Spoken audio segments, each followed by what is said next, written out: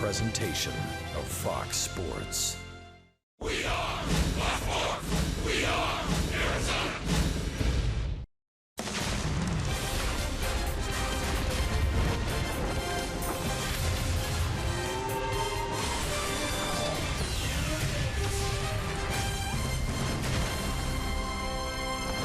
After 3 cities and a road trip that went 4,600 miles, we are finally back home to conclude 2016.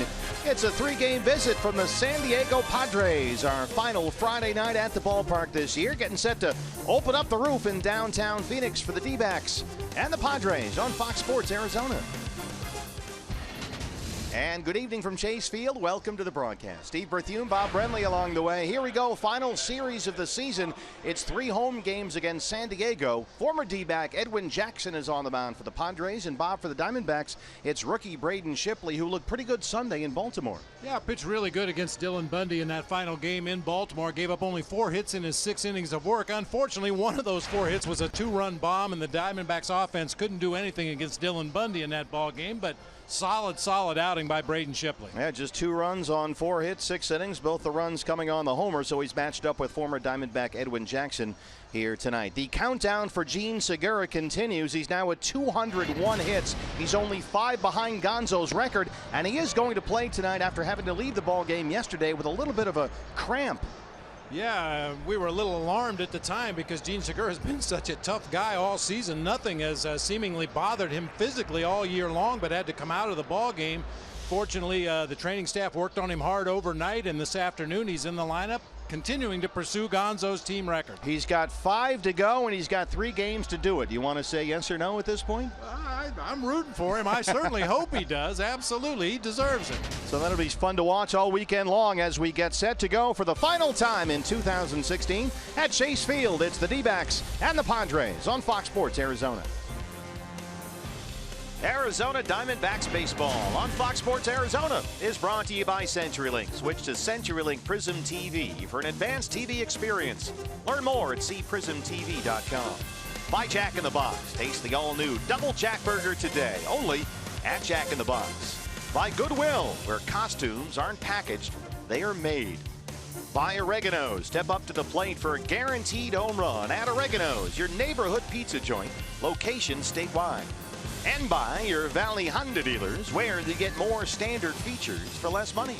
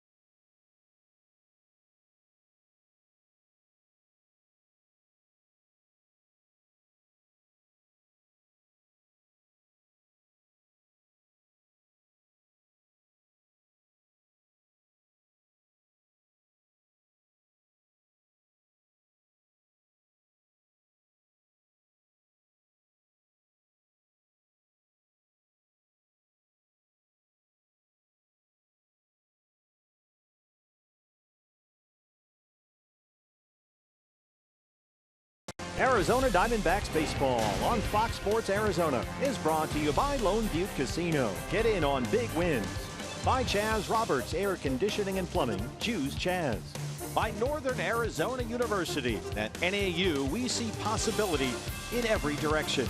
And by Gigablast, 100 times more powerful internet from Cox. Bring on tomorrow.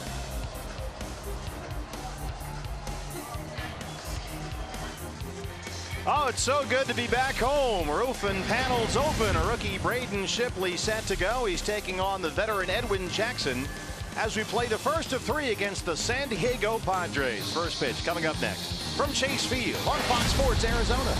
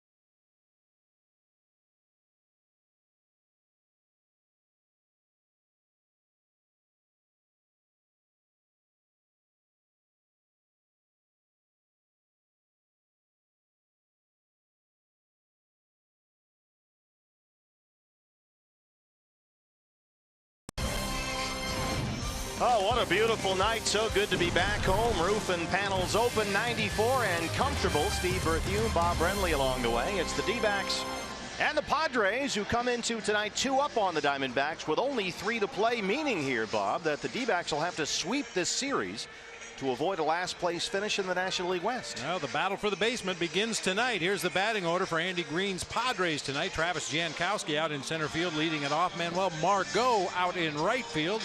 Is it Margot? Margot. Okay. Will Myers at first base. Jan Hervey Solarte at third base. Alex Dickerson in left. Ryan Schimpf at second. Austin Hedges doing the catching. Luis Sardinas at shortstop.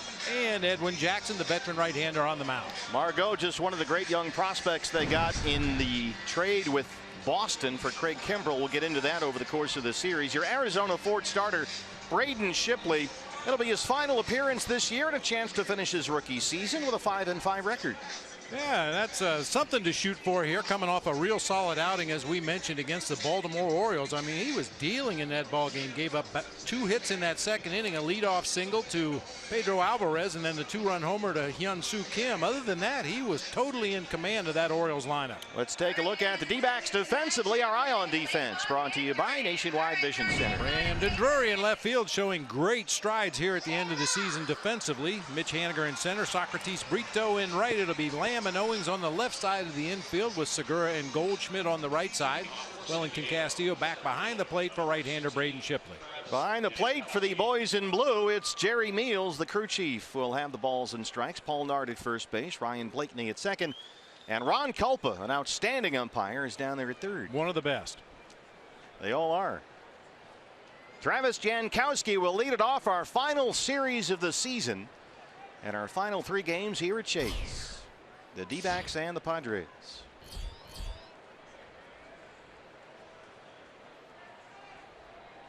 Jake Lamb in on the grass at third. Jankowski with great speed, and the fastball misses. It's ball one. That start against Baltimore, Braden kind of followed the same pattern that Shelby Miller established in the first game against Baltimore. Attack the strike zone, good fastballs down in the zone.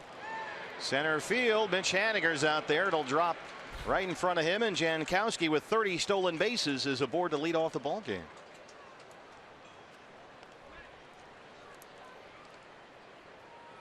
Here is Manny Margot.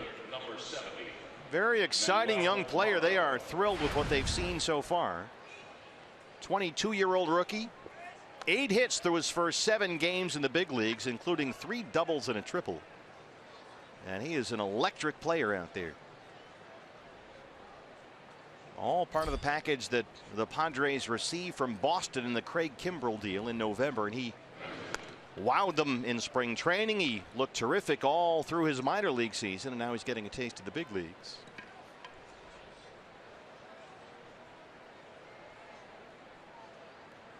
They've got both their speed merchants in the lineup at the top tonight, Jankowski and Margot. Fastball misses up and in. Margot started in center field Wednesday and Thursday against the Dodgers and had a couple of 2-hit games. Well, if their advanced scouts were watching closely in that series that the Diamondbacks just completed in Washington, they'll know that Wellington Castillo gunned down Trey Turner not once but twice in that series. No small feat the way he runs. Another good example of how in the post-PED era, or what we are told is the post-PED era, that players like Trey Turner and Manny Margot are now front and center, guys who don't just hit the ball 500 miles. They play defense, they run, they make contact. More complete players. Seeing more and more guys like that. Shipley behind 2-0. That's in there for a strike. Margot hit .304 in AAA this year at El Paso. He was named MVP of the Pacific Coast League playoffs. El Paso had a very good team this year.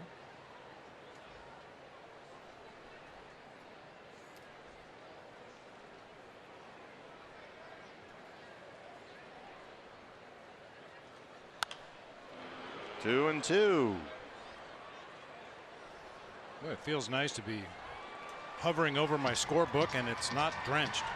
That was a rough day yesterday in Washington, D.C. We were 5,000 feet above sea level, looking way down on the players. We were in the elements, rain and wind, coming in the booth. And blowing right into the booth. This is just gorgeous. So good to be back home. I think they're having another rain delay today, aren't they? Washington and the Marlins at Nats Park. I know they've had rain with Cleveland. They've had some rain issues out east. You see the numbers on Jankowski, 30 stolen bases. He has been caught 12 times. Margot putting up a fight. It's still 2-2.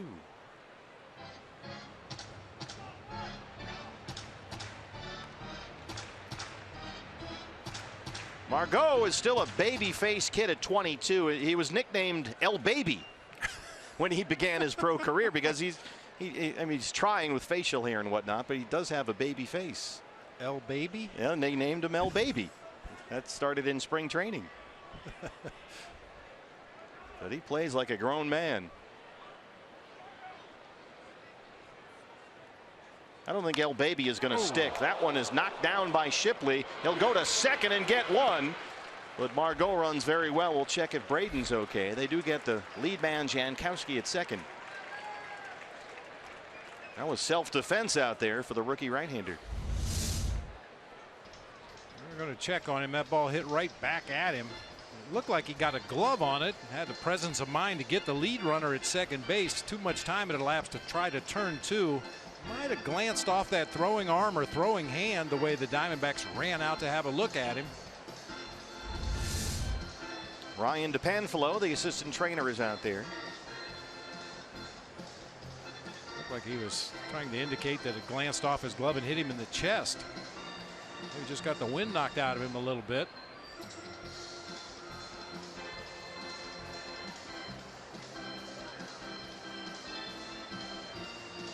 He wants to finish 5-5. He didn't want to go into the winner with a losing record.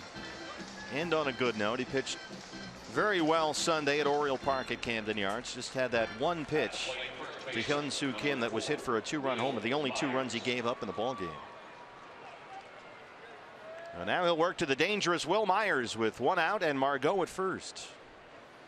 Yeah, I don't even know if you could call that pitch a mistake. It was definitely in the strike zone, down and in, but of all the guys in that Baltimore Orioles lineup you want to challenge, it would certainly be Kim. He's not a guy that hits for a lot of power, but he got that one up in the air to right center for a 2-run bomb. Yeah, Braden said he was just trying to throw a sinker down and away, pulled it a little bit, left it over the middle, and Kim went down and got it. The numbers on Myers have been very impressive. Just about all career highs, 256, and he's leading the Padres with those 28 home runs and 93 RBIs. The first Padre ever with 25 doubles, 25 home runs, and 25 steals in one season. And Myers has got a chance, if he has a strong series here this weekend, to have San Diego's first ever 30-30 season. He needs 2 home runs and 2 stolen bases. So we'll keep an eye on that all weekend long. Well, you know, grinding towards the end of the season, Will Myers is not the kind of player to back off. We always take a look at his hands and see how much tape he has on his fingers because he doesn't use batting gloves. And when he hits a lot extra, he puts a lot of extra tape on his fingers. Looks like he's been hitting a lot lately. He's done his share of damage against the Diamondbacks. He's hitting .356 versus Arizona this year. Shipley ahead 0-2. Fly ball to right field. Brito coming in. Long run. Segura out there as well, and it drops in. Now it rolls into foul ground. A little slow to pick it up, and Myers sneaks into second as Margot gets third. It dropped in between Segura and Brito and then rolled toward the right field stands. Yeah, kicked off somebody's foot, maybe. Kicked off Gene's foot the way it shot over to the wall there in foul territory. Neither guy could get to it. Hits Gene's glove actually and goes into foul territory, allowing both runners to move up 90 more feet. He scored a double for Myers. So it's second and third, 1 out for Yangervis Solarte.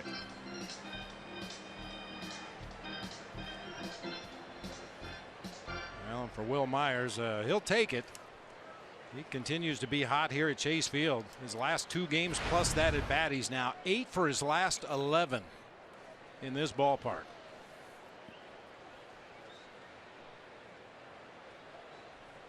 29th double for Will Myers. He's at second. Margot at third.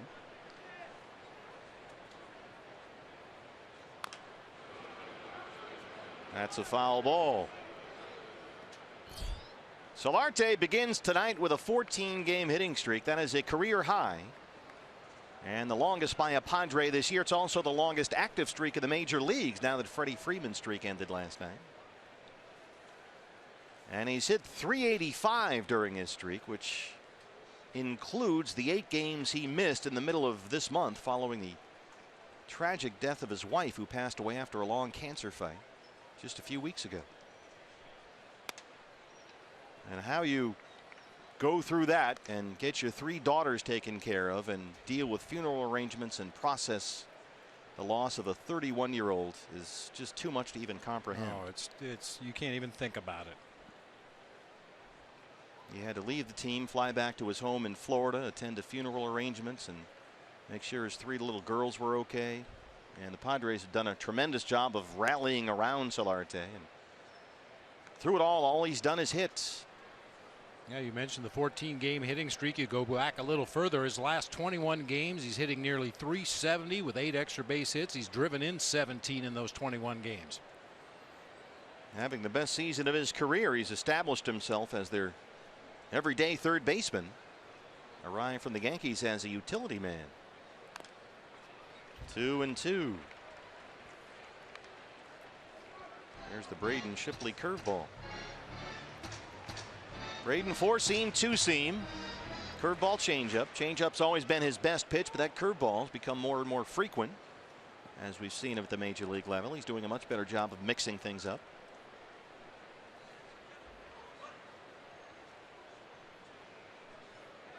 But he's got that mid-90s fastball in his back pocket if he wants to go there. Instead, he goes to the breaking ball, and it's in the dirt, and it's a full count, 3-2. Trying to get to Solarte to bite at that one, but he lays off. Alex Dickerson, who's been a problem for the Diamondbacks as of late, is on deck. Had a big series against the D-backs at Petco Park on the last road trip.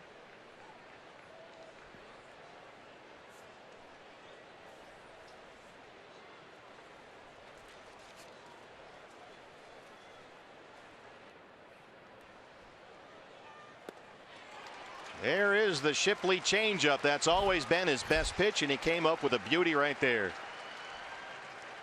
Really good pitch that time. The appearance of a strike on the outside part of the plate. Velocity taken off because of the grip, and then that late movement takes it right out of the strike zone. Outstanding pitch. 2 on, 2 outs. The batter is Alex Dickerson, the left fielder.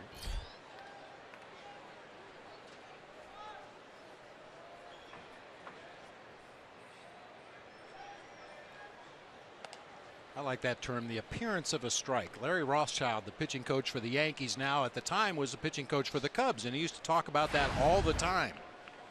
The best pitchers in the game throw some pitch. Some guys throw more than one. Some guys only have one that they can throw that looks like a strike and ends up out of the zone. Whether it's a slider low and away from a right-handed hitter, a changeup fading away from a left-handed hitter. Curt Schilling always had that splitter. Yeah, you have something you can throw that looks like a strike. You get the batter getting ready to swing at that pitch and then have it drop out of the zone. Braden getting behind in counts. It's 2-0.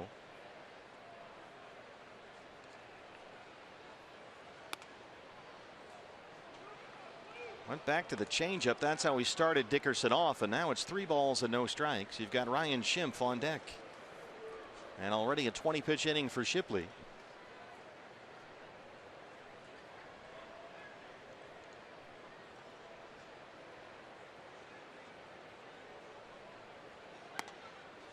There's your 3-0 fastball. Dickerson was 5 for 10 with 3 doubles against the D-backs at the start of the last road trip in San Diego last week. He's having a very good finish to the year.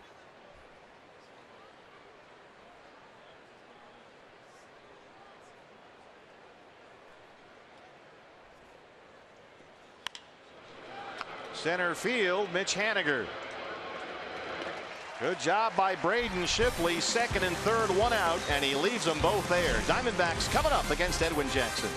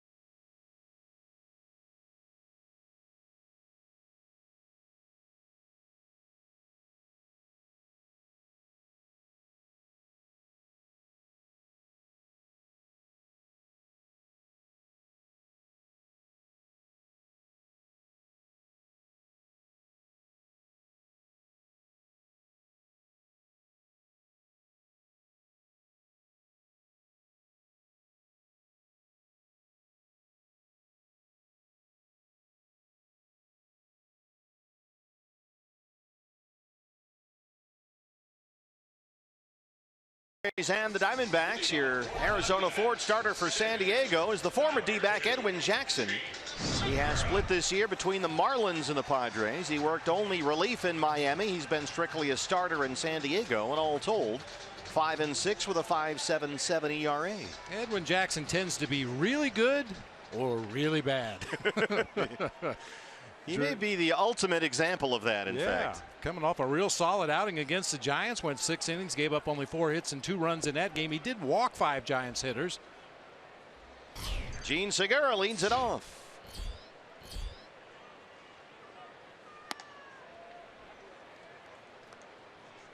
Segura 4th in the National League, batting .320. 20 homers, the 64 runs batted in, both career highs. 8 leadoff home runs this year, 9 for his career. And he left yesterday's game in Washington in the middle of an at-bat with a cramp under his ribs. Chip Hale said Gene didn't feel like it was any kind of a pull. He just felt like he had a cramp under there. So it was a chilly, wet day, and they got him out of there right away. And it's good to see him back in the lineup tonight as he goes for Gonzo's D-backs record of 206 hits in one season. He's got 5 more to tie the record with 3 games to go.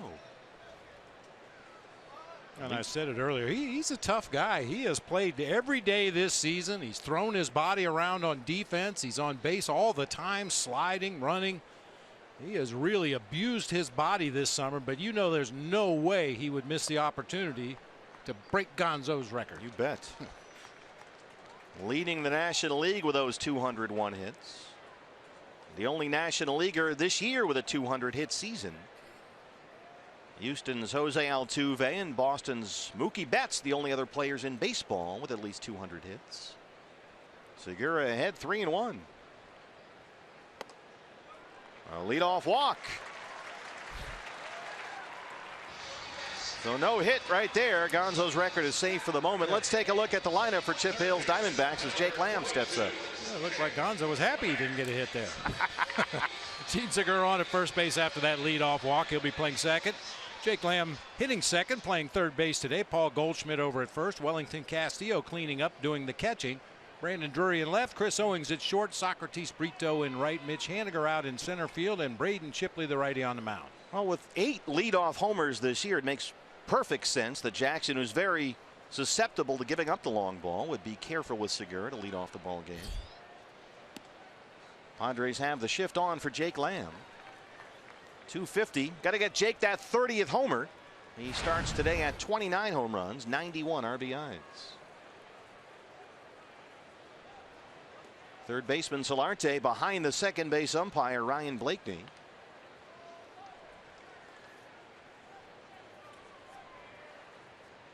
And Luis Ardinas, the shortstop, midway between second and third, all by himself over there.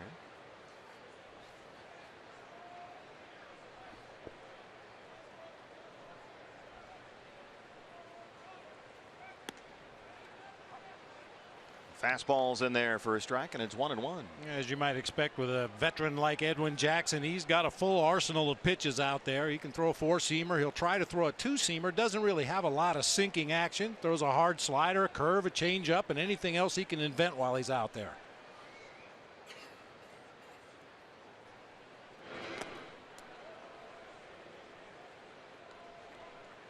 Edwin Jackson actually made his major league debut against the Diamondbacks as a member of the Los Angeles Dodgers back in September of 2003. Went 6 innings, gave up 4 hits and 1 run, got the win in that game. Originally a 6th round pick by Los Angeles out of high school in Columbus, Georgia. Parts of 14 seasons now in the major leagues. Edwin Jackson.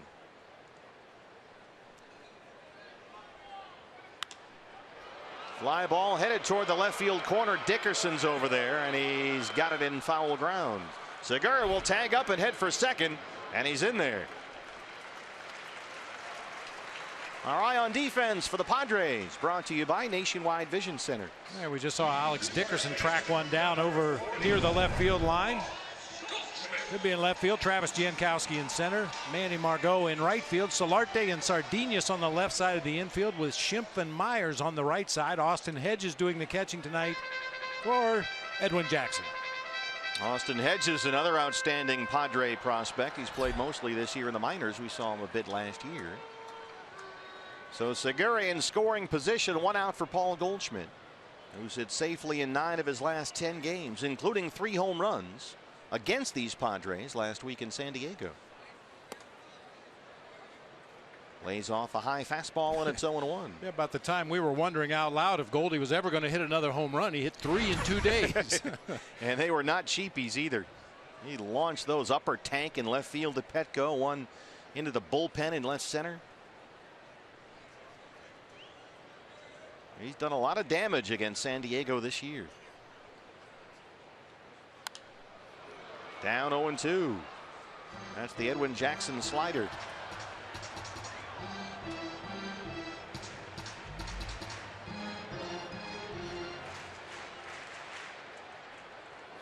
Jackson just turned 33 years old earlier this month, and he's played for almost every team in the majors.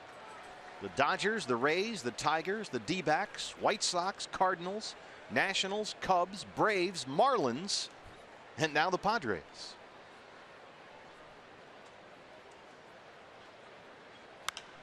Goldie gets one in the air, right field corner. Margot near the line.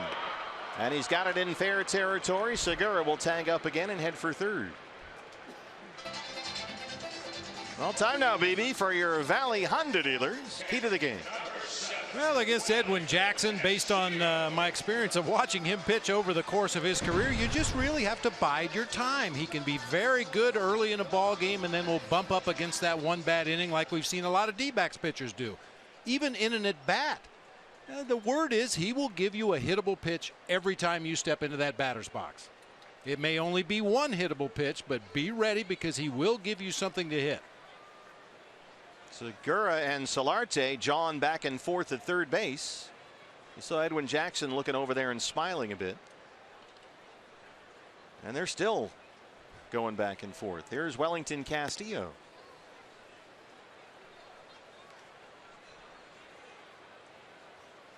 Seems to be all in good fun, but it's an ongoing discussion.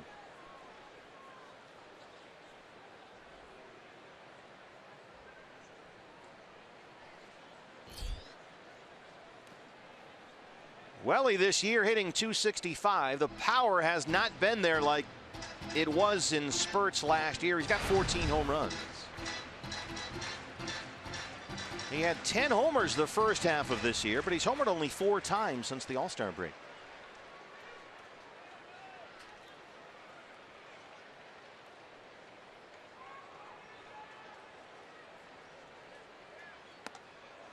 A home run swing, a miss at the slider, and it's 2-1. Well, that's the second time now that Austin Hedges, the catcher, has almost thrown it over Jackson's head back to the mound, and Segura, always on the alert at third base, I'm sure has filed that away. He's twice almost thrown it to second base. Yeah, not only the catcher having issues throwing the ball back to the mound, but neither middle infielder was moving into a position to back up the throw back from the catcher. I mean, that used to be standard operating procedure. One or both middle infielders with a runner at third base would run in and back up the throw from the catcher back to the mound just in case. Well, Hedges is an outstanding defensive catcher, and he has no issues throwing back to the mound that anyone knows about, but he lollipopped a couple over there and it almost went over his head. 3-1 to Castillo. Broken bat, bloop, that's going to drop in, and it's 1-0 Diamondbacks. 2-out RBI single for Wellington Castillo. Boy, he's now got 38 RBIs in 47 games since the All-Star break. There's your hittable pitch. Yeah. For those people out there that don't believe in the idea of productive outs, this inning is a perfect example. Gene Segura with the leadoff walk, moved up on a fly ball to left, moved up again on a fly ball to right, and scores on a broken bat base hit with 2 outs. Productive outs. Brandon Drury.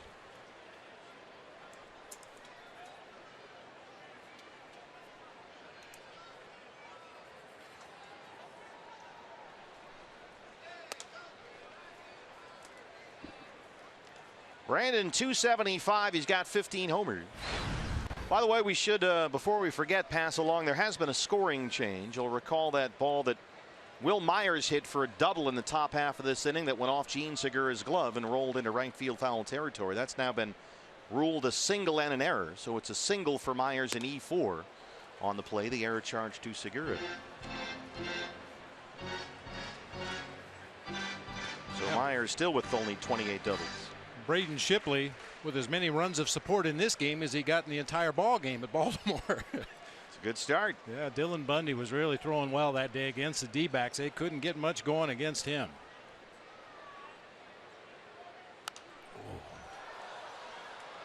Hanging slider, and he missed it.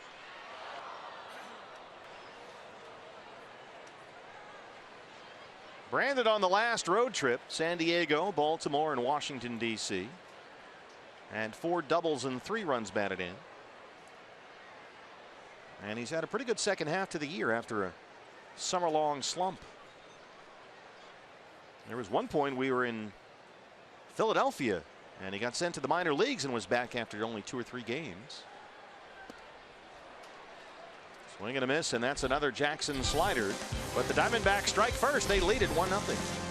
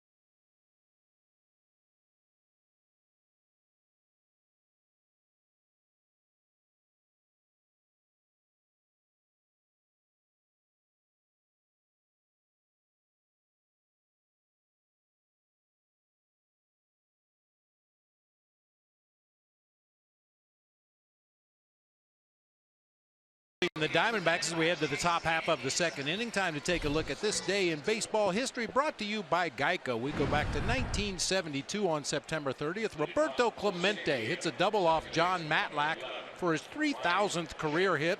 Little did we know at the time that was going to be his last hit. Was killed in a plane crash on New Year's Eve on his way to do some goodwill work. And 3,000 was it. Nice round number to end on. Ryan Schimpf leads off the second.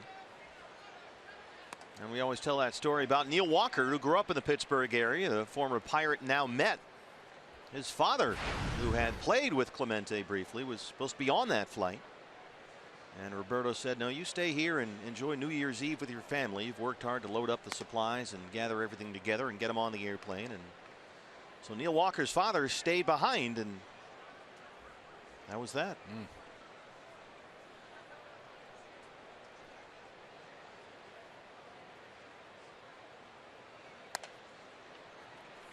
Ryan Schimpf, 219. He's got 19 homers, but that bat has really slowed down the last couple of weeks. He's hitting only 152 in his last dozen games.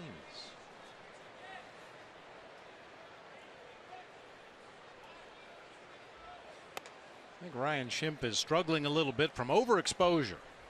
It's not unusual for a guy to come to the major leagues and nobody knows you. You might have a scouting report from the minor leagues, but pitchers are just going to attack with fastballs away first of all, see how you handle that. Ultimately, they found the hole in Ryan Schimpf's swing, and you've seen Wellington Castillo go to it on 3 consecutive pitches, fastballs up and in. And then off-speed pitches off the plate, low and away. Of course, that's a good formula against anybody, but Schimpf has really had issues with those 2 pitches. Well, the Diamondbacks have learned the hard way. Schimpf has 4 doubles, 5 homers, and 10 RBIs in 10 games against the D-backs this year. Yeah, it's kind of a natural progression for most players. You initially get to the major leagues and have some measure of success because nobody's got a book on you yet. Nobody knows what your strengths and weaknesses are yet. Once they discover them, then you have to make some adjustments or end up back in AAA. Well, he's laid off a couple of high ones, and now it's a full count 3-2. That's the third consecutive 3-ball count for Braden Shipley. And Schimpf gets into one down the right field line, but he hooked it foul. That's the power that's in there. He's a little guy, 5'9", 180, but he swings like a big man.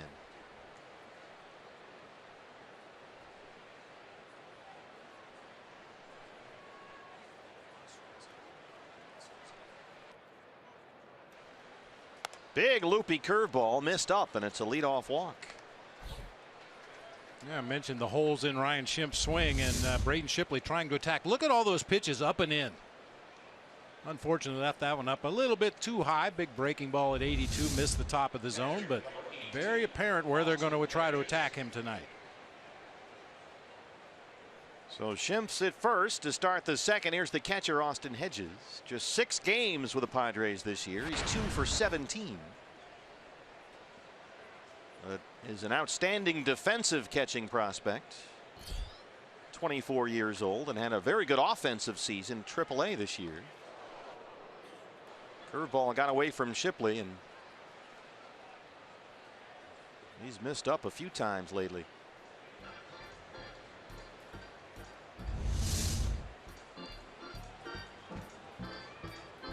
Curveball that just never took the break that time, runs up and in.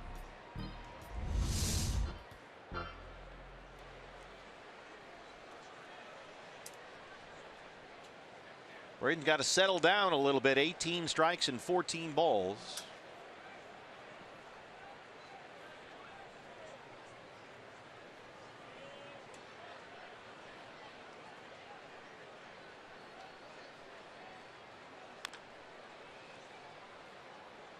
Fastball is fouled off, and it's 1-1. Hedges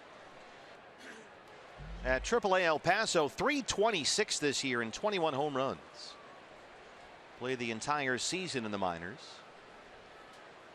Played about 60 games with the Padres last year, but that was pretty much just backing up Derek Norris.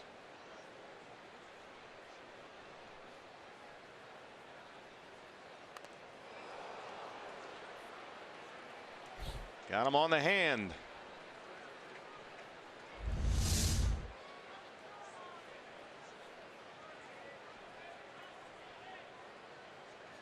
Ooh, on that left wrist. Yeah.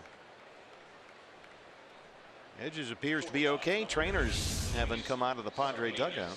When you're a backup catcher, they never worry about you getting hurt.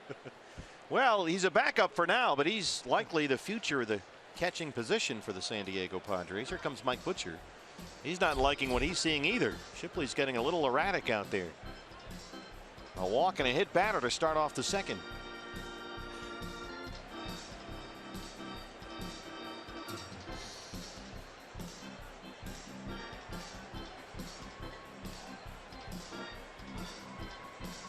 Well, Braden has talked about what this year has meant to him. And now, with some experience under his belt at this level, the offseason for him will be about refining everything. He thinks his experience this year is going to help him going into next year, knowing how guys at this level think, how they hit, and what he needs to do to prepare for each start and deal with that. But he looks a little bit like a rattled rookie here so far tonight.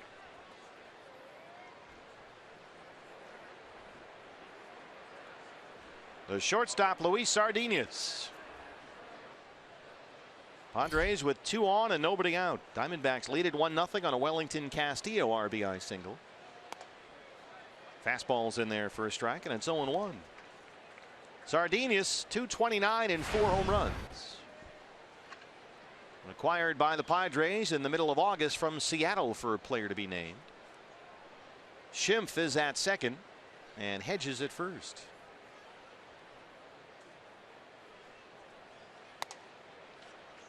Padres parted ways with veteran Alexi Ramirez. And they acquired Sardinius, who has pretty much taken over the shortstop job. He started just about 30 games at short for San Diego this year. Only 23 years old.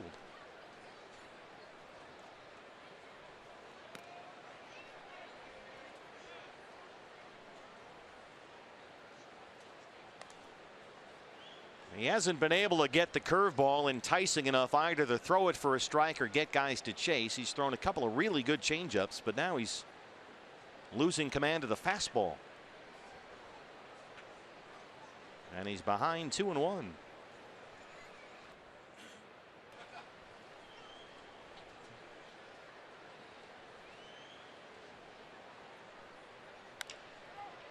That's a fair ball. Goldie will take it himself. That's the first out. The runners move up.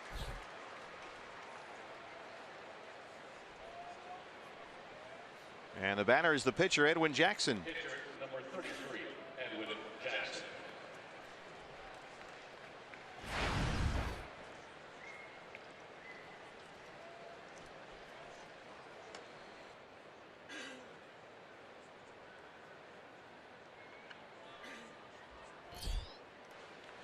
Ryan Schimpf at third, Austin Hedges at second, and 1 out. Infield creeps in for the D-backs.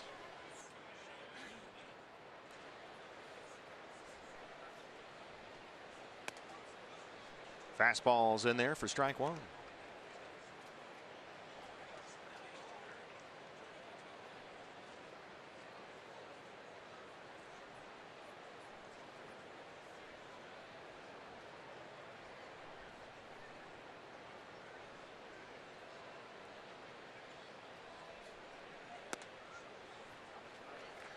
Oh, and 2.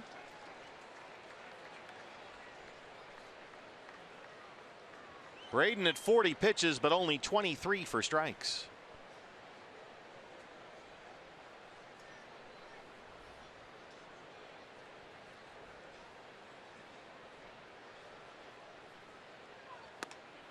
Got him. Second strikeout for Shipley.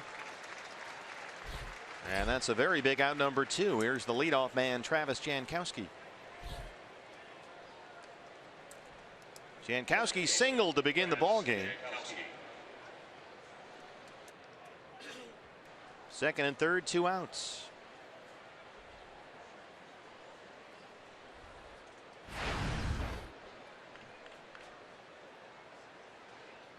Jankowski's been a bit of a thorn in the D-backs side this year. He's hitting over 300 against the Diamondbacks. 1 for 1 tonight.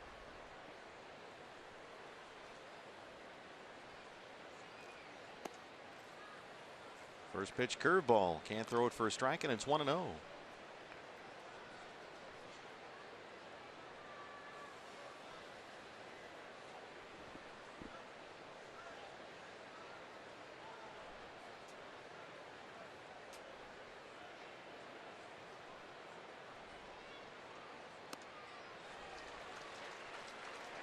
Doubled up, 1-1. That looked like Braden said, I'm tired of this. I'm determined to throw a curveball for a strike. Well, he's going to need it as the game moves on. Looked like early in the inning he was just trying to overthrow it, make it break hard. And when you do that, you get away from your good mechanics. Your hand gets in a bad position. I talk all the time about a breaking ball that just doesn't take the break. When you try to overthrow it and make it do things, that's when it tends to just spin and stay in the middle of the plate.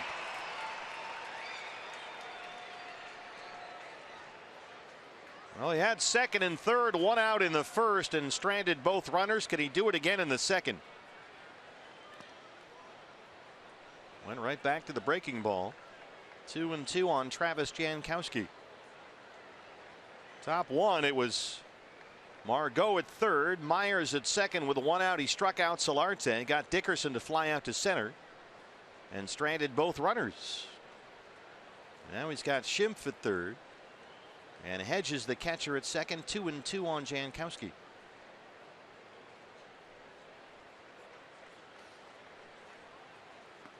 Got him. Went back to the curveball one more time. Once again, Braden Shipley strands 2. It's 1-0 Diamondbacks.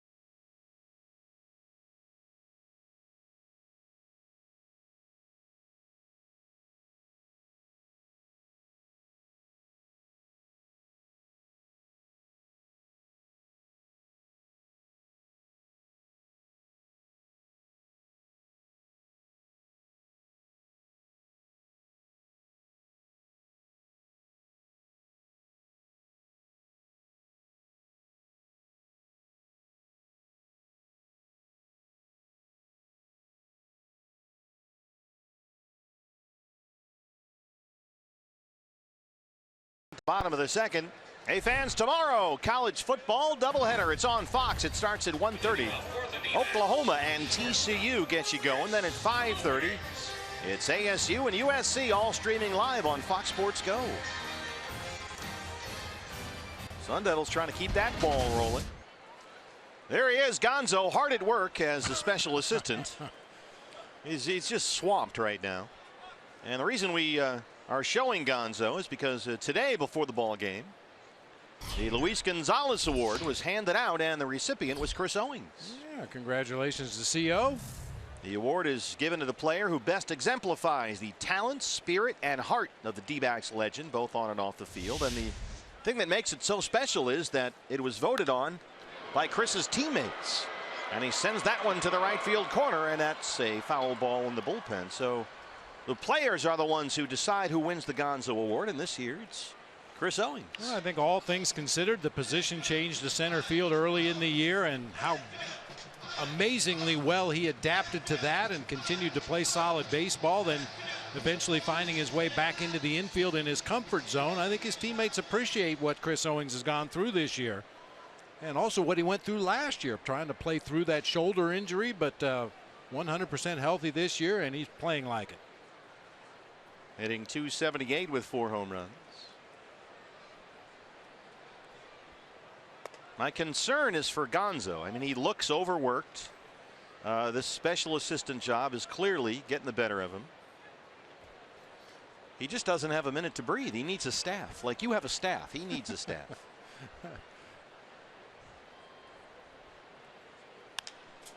Fly ball center field. Jankowski's out there. One down. I have a staff. Gonzo has an entourage. It's true. Well, Yasmani Tomas was in the starting lineup originally. That stiff neck has moved down to his back, and so he was a scratch. Socrates Brito is playing right field tonight with Mitch Haniger in center. There's Yasmani. He's been knocked out of ball games twice this year by hotel pillows. That was the case yesterday in D.C., and now it's a back today. Last night it was a neck. So here's Brito with 1 out. He homered yesterday in Nationals Park, his 4th of the year. Who would have ever thought that bad pillows are an occupational hazard? Well, we're on the road. It's yeah, it happens. I mean, I've traveled around this game for a lot of years, and I've seen a lot of guys that travel their own pillows.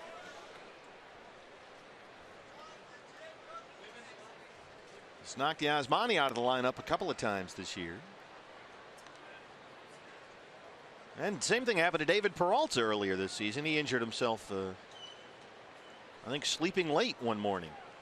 Wasn't that the off day in Philly when everybody pretty much slept all day? David's whole season has been marred by injuries. Trying to catch up on that sleep with all the travel and the late nights, the early mornings, the up and down on the planes and the buses. It catches up to you. Just covered 4,600 miles on the last road trip. Day games after night games, rain delays, cross-country flights, back and forth. It's a grind, man.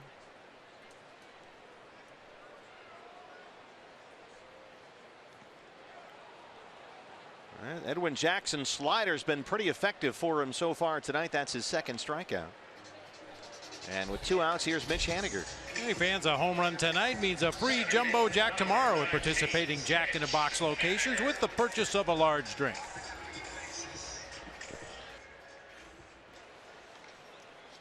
Mitch had a Jumbo Jack on the road trip, a home run at Nationals Park. Batting .212 on the year with 4 homers.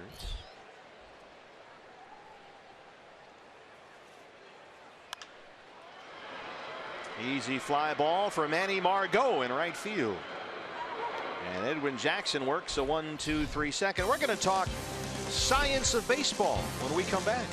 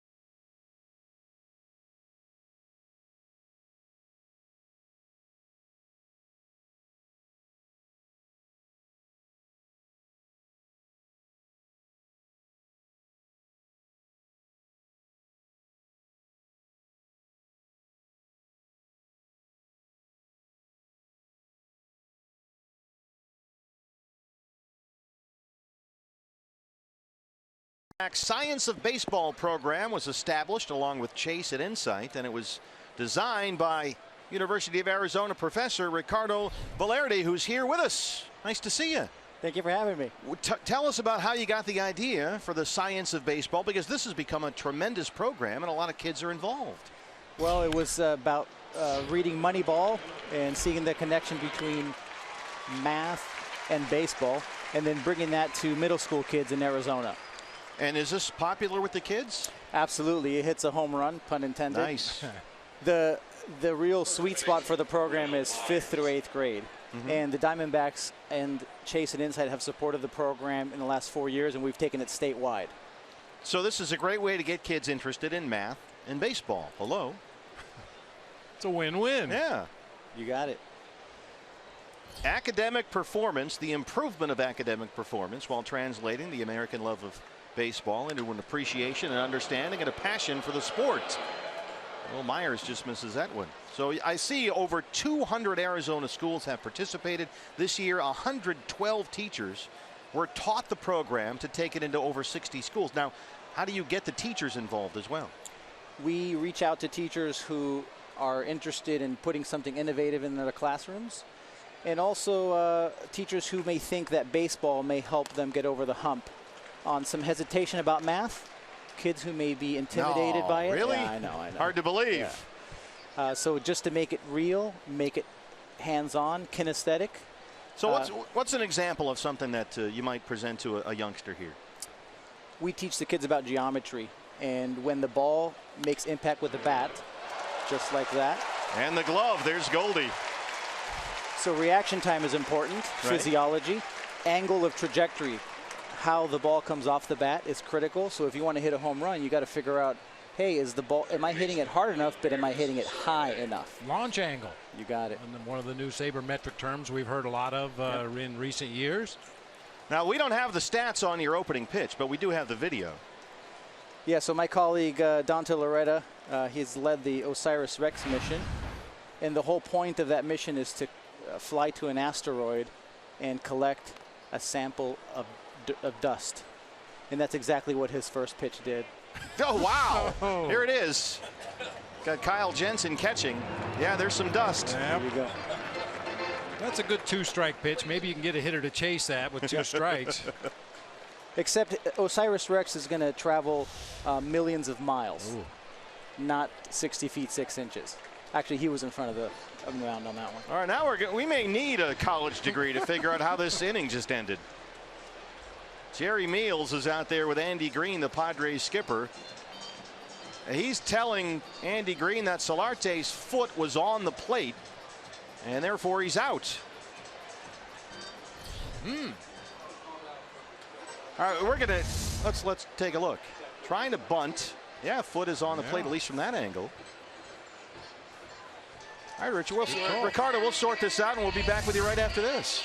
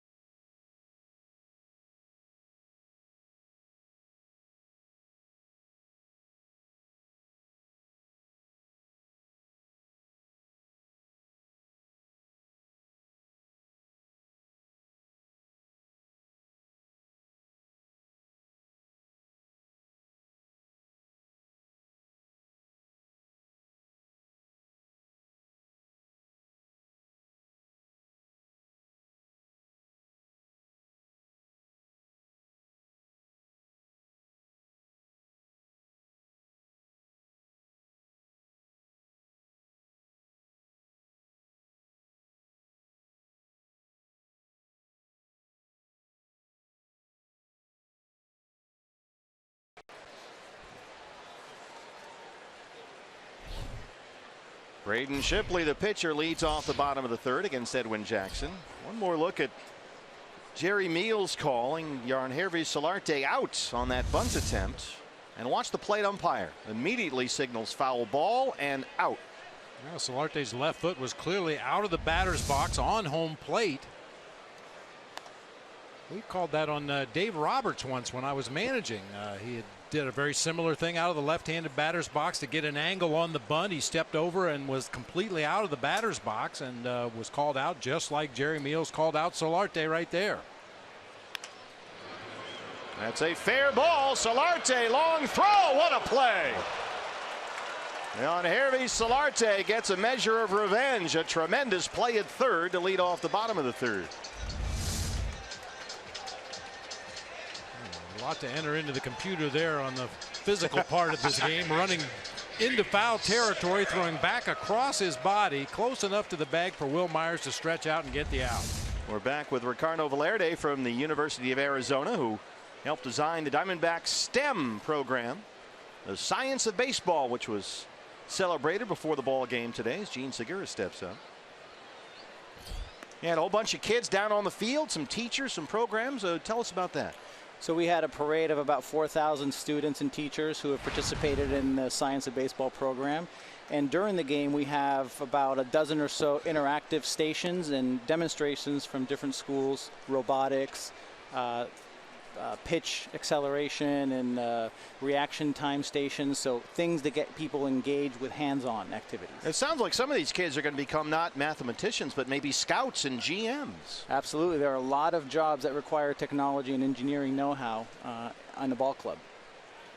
Yeah, BB and I get calls for those jobs all the time. Yeah. We've mastered technology. I was going to ask you if you allow your students to take their shoes off when they're taking a test, because every now and then up here in the booth we get too many numbers in front of us and I've got to take off my shoes to count. 2-1 on Gene Segura. Well, everybody that was here today got a free D-back Science of Baseball t-shirt courtesy of Chase, and the Diamondbacks Foundation, as always, really stepped up. 10 STEM clubs and teachers got $2,500 grants to support their projects and totaling $25,000. So the Diamondbacks have really done a great job, Ricardo, getting behind your project. Absolutely. So really the leadership of Debbie Castaldo, the executive director of the D-backs Foundation, and making really this happen with Dustin Payne's help and Darren Heaton's help as well in pulling this off. The Diamondbacks Foundation have invested a lot of money, a lot of time, and resources to make this a reality for a lot of middle school teachers and students. So hats off to them. They are the leader in MLB in this program. No other team comes close. Oh, that's great. 3-2 to Gene Segura.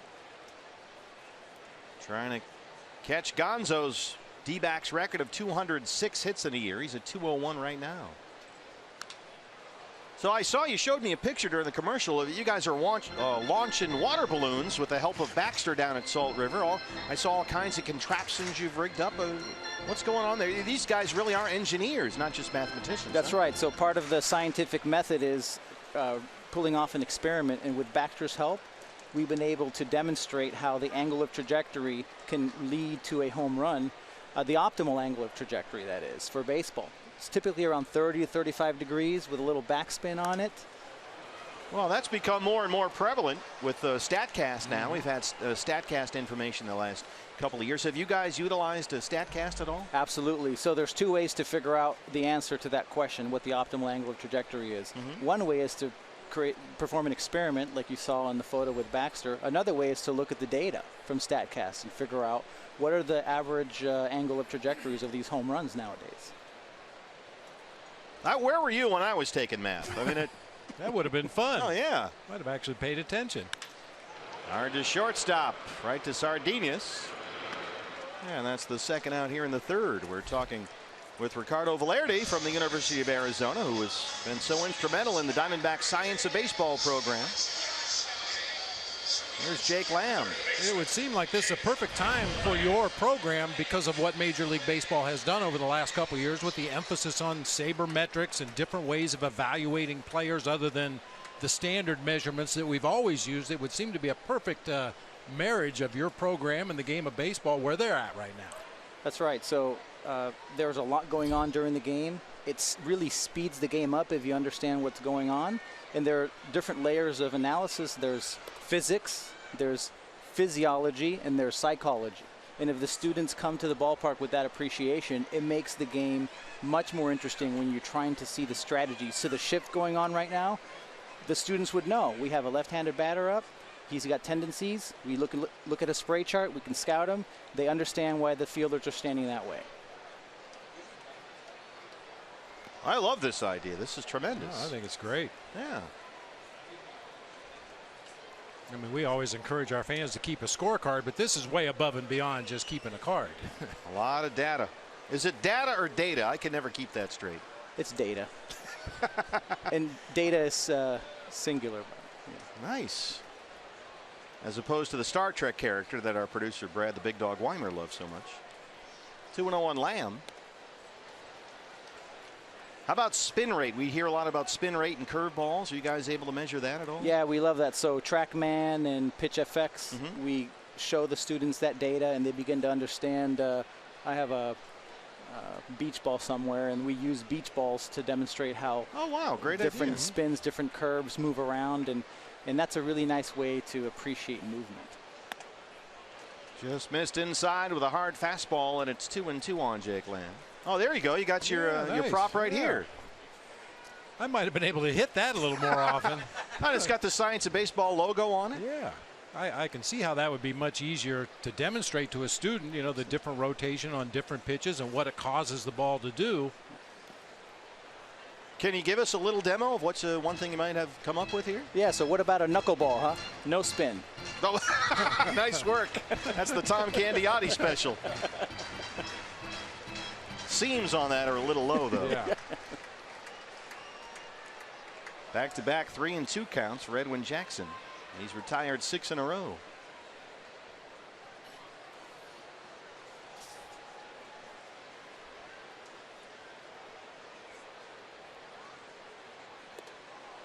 Yanked that one for ball 4, his second walk. Now, do the kids love Goldie? I mean, he's the perfect example. I mean, he's hitting home runs and doubles and all this stuff. Right, so he's a really good example of somebody that we can track since he was in the minor leagues. Oh, that's a great idea. Right, and we can look at his trends since he joined the majors and how he's improved as a player. So one of the things that the Science of Baseball program does is create new fans at a very young age. And they begin to appreciate players who are staples on the team, but also the retired numbers. They learn about who number 20 is, who number 51 is, and of course 42. Well, that's such a priority for Commissioner Rob Manfred, is getting the youngsters more actively involved in baseball and getting something tangible, something that's interactive, and this sounds like it's right in the wheelhouse as Lamb moves up on a wild pitch. I mean, is Major League Baseball as involved as the Diamondbacks are? Do you guys get a lot of support from MLB? They're getting there. So we have the Play Ball initiative that's going on out of the commissioner's office, and we just started this year working with the urban youth academies in New Orleans and in Compton, California, to bring this program to them so that they can provide both player development and education.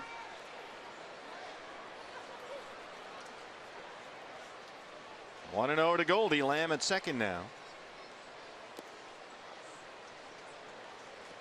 I think you should go deep into the history books and look at some of BB's stuff, and maybe you can figure out, you know, the 4-error game. Oh, there's got to be some science involved there. There was no science. That was all psychology.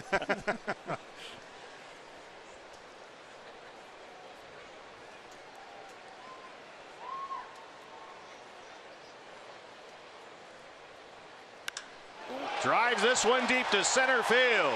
Way back and gone.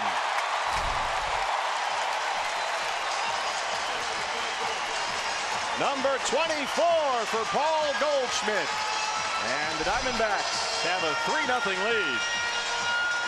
All right, let's give me the scientific breakdown here. You get to be color analyst. Go ahead. What are you seeing? So the exit velocity was probably about 105 miles an hour. The angle of trajectory was about 31.5, I would say, plus or minus 10. Well, we're going to find out officially as soon as it pops up online here. That's a long home run to straightaway center field for Goldie.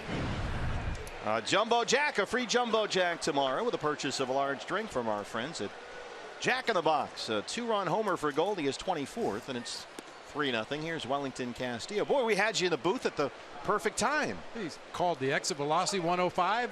Exit velocity was 105. Get out of here.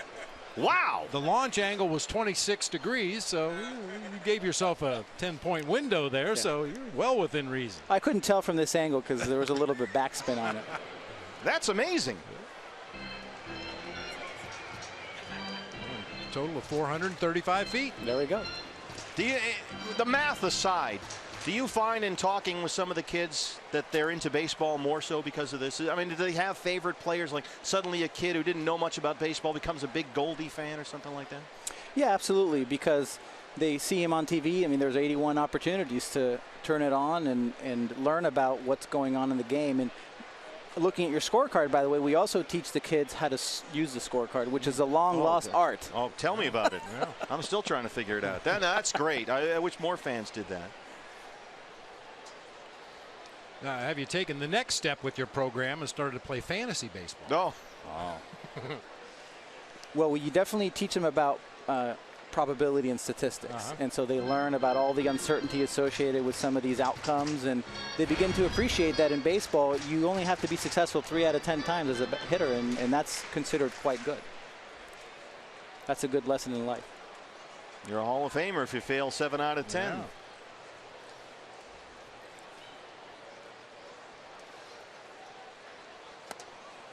There's the strikeout. A tremendous job, Ricardo Valerdi and his whole STEM program. Ricardo, thanks so much for being here. Appreciate it. That was a lot of fun. Thank you.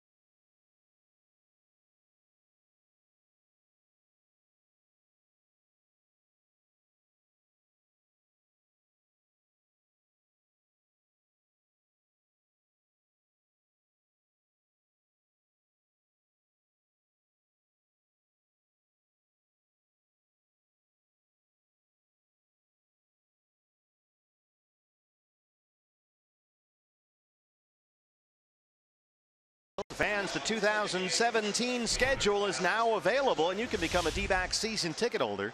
You'll get the best seats for the lowest prices, access to exclusive events, discounts on concessions and merchandise, and a whole lot more. There are so many benefits. Learn more about becoming a Diamondbacks season ticket holder for 2017 and check out the schedule for next year, all at dbacks.com. Goldie's 24th has made it 3-0 D-backs. Braden Shipley's retired 6 in a row. And Alex Dickerson leads off the San Diego 4th. Our thanks again to U of A College of Engineering professor Ricardo Valerdi. That was a lot of fun. Yeah. What a great program. He had that hit speed off the bat of Goldie dead on. That was impressive.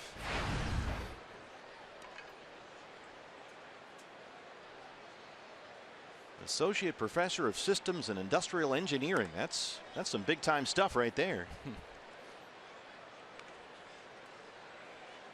2-1 on Alex Dickerson, who flying out to center his first time up.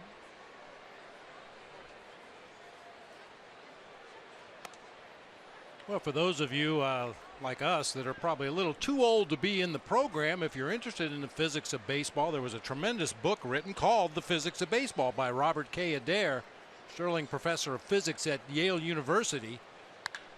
That's a rocket down the right field line. Brito will play it off the bullpen wall, and Dickerson is in at second with his 16th double. We had 3 doubles in our series at San Diego last week. 5 for 10 in that series. He's got another double here to lead off the 4th. That's one of those pitches that strays out over the plate. Didn't get far enough off the outside corner. Dickerson rips it down into the right field corner for a leadoff double.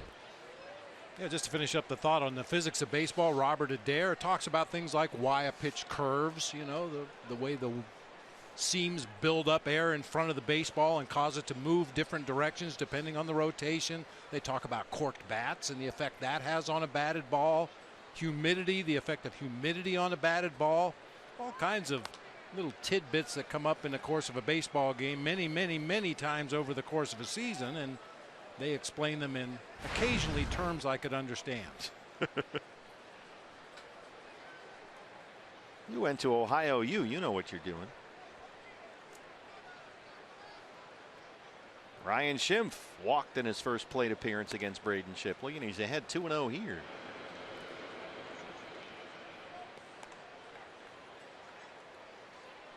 Anything to get the kids involved with baseball and math. Yep.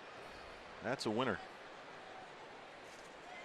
And with the enhanced emphasis on sabermetrics now, there's going to be a lot of new jobs in the game of baseball that maybe weren't there before.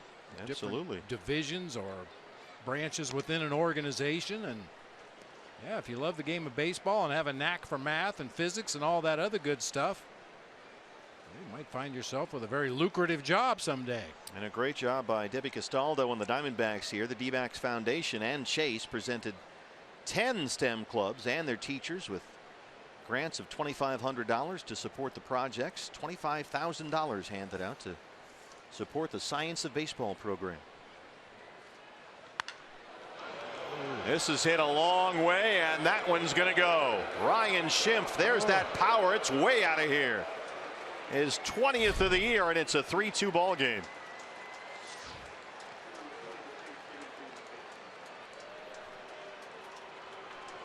Ryan Schimpf's a little dude, but he's got some big time pop. Boy, and we saw the way Braden Shipley attacked him in his first at bat of the ball game. In, everything in. This at bat, everything away, and he reaches out there and hooks a pitch on the outside corner just to the right of straightaway center field, way out of here. That ball hit off the bottom of the scoreboard. Well, I'm going to confirm this with Ricardo, but StatCast has that at 109 miles an hour, 456 feet. That was crushed. Austin Hedges hard to short. Nice backhand stop by Chris Owings. If you're in the STEM program, that's a 26-degree launch angle, by the way.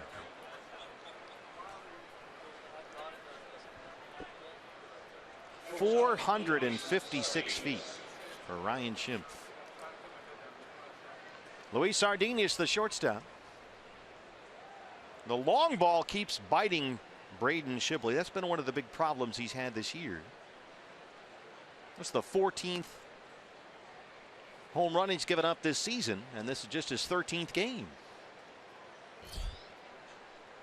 So it's the occasional mistake pitch that just needs cleaning up. His command was very erratic through the first 6-7 batters of the ball game. He stranded runners at second and third in both the first and the second innings, but then settled in nicely. He'd retired 6 in a row before the Dickerson double. But now that 3-0 lead has been cut to 1. And it's 2-1 on the Padres shortstop.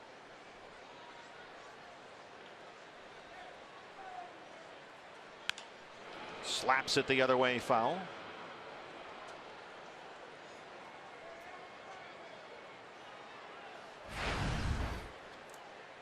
Sardinus at .228 for the year, but that's both with Seattle and San Diego. He's hit .265 with the Padres, couple of home runs. Fastball missed in, and it's a full count, 3-2.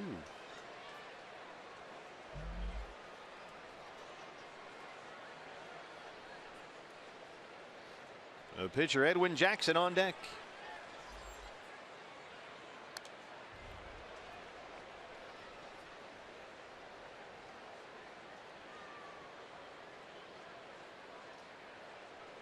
Dodgers and Giants are underway in San Francisco. LA has a 2-0 lead in the bottom of the first. Madison Bumgarner on the mound for the Giants. It's now 2-2. They've come back to tie it up. And that was Mad Bum against Rich Hill, right? A couple of lefties. Kyle Jensen has homered off both those pitchers for his 2 big league home runs. Well, Sardinius just reaches down and pokes that into left center. Nice piece of hitting right there. That's the 3rd hit in the 4th inning against Braden Shipley. Watch him go down and get this one. Yeah, just kind of soft serves it out there into shallow left center field. One-handed. This looks like a two-handed backhand in tennis sometimes, when you just try to get the bat on the ball, put it in play somewhere, and take your chances. And this time Sardinius is rewarded. Edwin Jackson, the pitcher. 1 on, 1 out, and 2 runs in. Jackson swings away and knocks it to center. It drops in front of Haniger out there. That's the 4th Padre hit in this inning. And things are starting to get a little bumpy here for Braden Shipley, who was handed a 3-0 lead.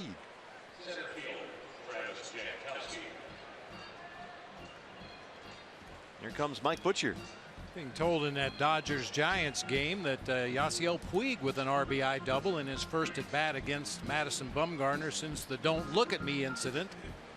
Dodgers had T-shirts printed up that said "Don't look at me" on them after Mad Bum and Puig got into it, and Mad Bum was yelling that back at him.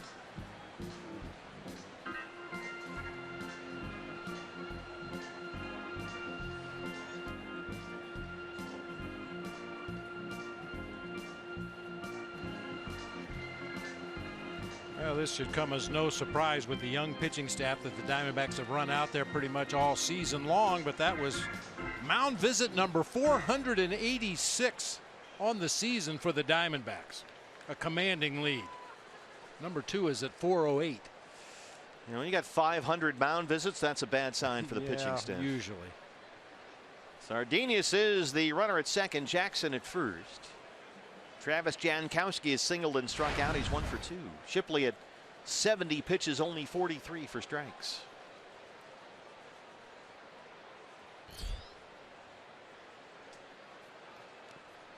That Giant game is critical. These final 3 for the Giants are big for San Francisco. Right now they're holding that second National League wild card, but only by 1 game over the Cardinals. Cardinals in a rain delay right now in St. Louis. They lead the Pirates 7-0. And Mets beat the Phillies 5-1 today to clinch at least a tie for the wild card, guaranteed a tie for the wild card. Boy, the Mets were written off for dead a month ago, and they've had a nice run. Jankowski trying to bunt, and it's 1-1.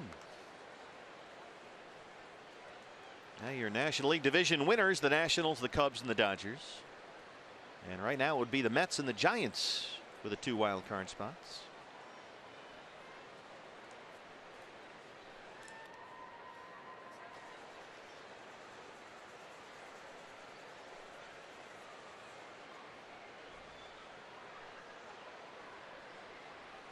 One and one. American League wild cards are the Orioles and the Blue Jays right now. After Michael Brenly's Red Sox clinched the American League East, you've got Cleveland atop the Central and Texas winning the West. Blue Jays lead for that second American League wild card is a 1.5 over the Tigers. It's 2 over Seattle.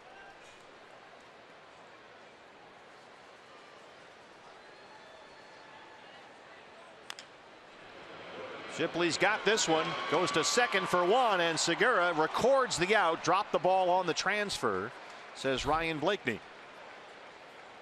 So they're not able to turn 2, but they do get the second out as Sardinius moves into third. Yeah, with Jankowski's speed, very little chance to turn that double play anyhow. At least you get the force out on the man at second base, but now you got to be a little concerned about a possible stolen base by Jankowski over there at first with a runner at third and 2 outs in the inning. He's stolen 30 bases this year. The batter is Manny Margot, the rookie. 0 for 2 so far.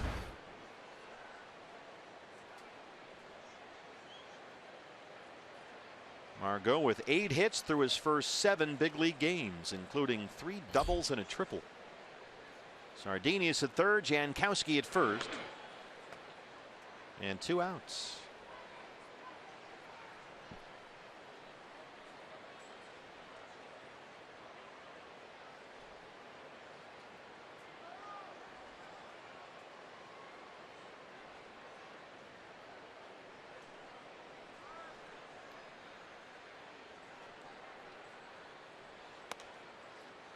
Missed with a fastball, and it's 1-0. Margot, not a lot of power here, but he's got a minor league track record of very good plate discipline, good bat control. He's not a guy who strikes out very much. He will put the ball into play, which is what you want with his kind of speed. He can really run, and has shown a very good approach for somebody who just turned 22 years old 2 days ago.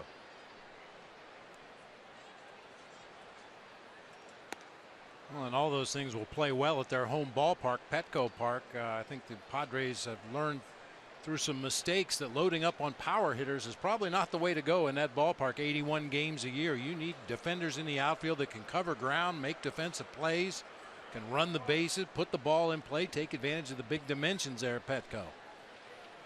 Well, after his big free agent spending spree bombed 2 years ago, A.J. Preller, the GM, took an entirely different tack last winter and restocked the system a bit. They got guys like Carlos Asuaje, the infielder, and Manny Margot, the outfielder. They have Hunter Renfroe, who they drafted 3 years ago, a big-time power hitter. So they've got some very good young players who are all just about major league ready. They've worked Jankowski into a regular job in center field this year. They've picked up Sardinius from Seattle to be the shortstop. Austin Hedges, the catching prospect, behind the plate. Margot gets that one by Brito. Sardinius scores. They'll stop Jankowski at third. Glenn Hoffman puts on the brakes, and Manny Margot an RBI double to tie the ball game. Already his 4th big league double. He's only played 8 games. And not a bad pitch that time by Braden Shipley. It appeared to be right out there on the outside corner. Just a nice piece of hitting once again. Margot stays right on it and drives it where it was pitched. This is a really nice play by Socrates Brito to cut this ball off and hold the speedy Jankowski at third base. That was almost a sure 2 runs right there, but because Brito was able to cut it off on the backhand side and get it in quickly enough, Glenn Hoffman had to throw up the stop sign at third base.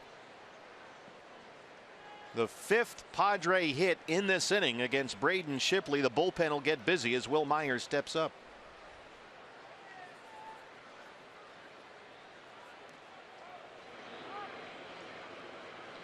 Yes, he went. That's Paul Nart down there at first, and it's 0-1 on Myers, who singled in the first. He's 1 for 2. Bullpen is busy. Steve Hathaway, the left-hander, and Randall Delgado, the righty, inside the Sanderson Ford bullpen.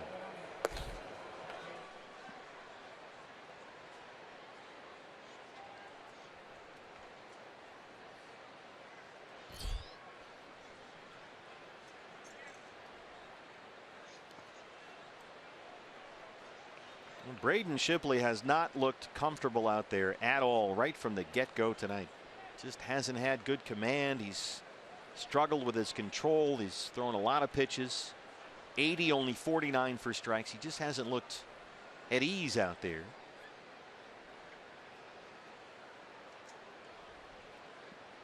And it's been a long 4th inning.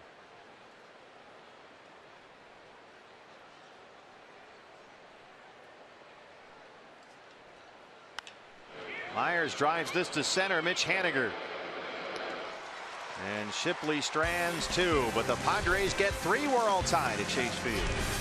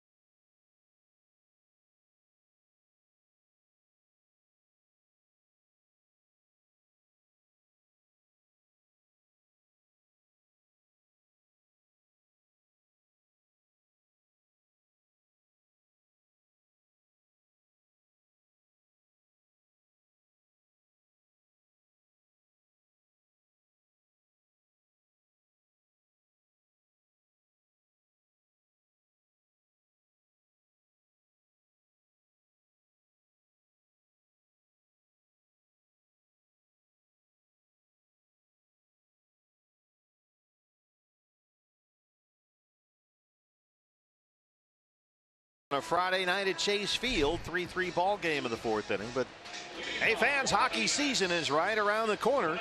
And the Arizona Coyotes will be ready. They'll be squaring off against the Philadelphia Flyers. Coverage of the home opener. The Coyotes and the Flyers starts October 15th, 5 o'clock on Fox Sports Arizona.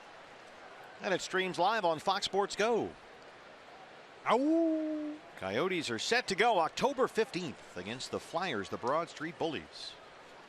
Brandon Drury leads off the home half of the fourth against Edwin Jackson in what is now a 3-3 ball game.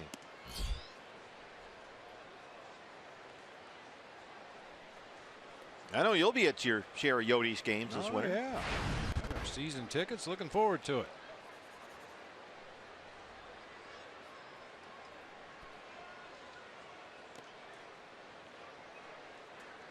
Drury struck out to win the first in his first at bat against Edwin Jackson. Diamondbacks had a 3-0 lead after 3. A Castillo RBI single and a Goldie 2-run homer, but the Padres have tied the ball game with 3 in the top of the fourth. 2-run homer by Ryan Schimpf and an RBI double by the rookie Manny Margot.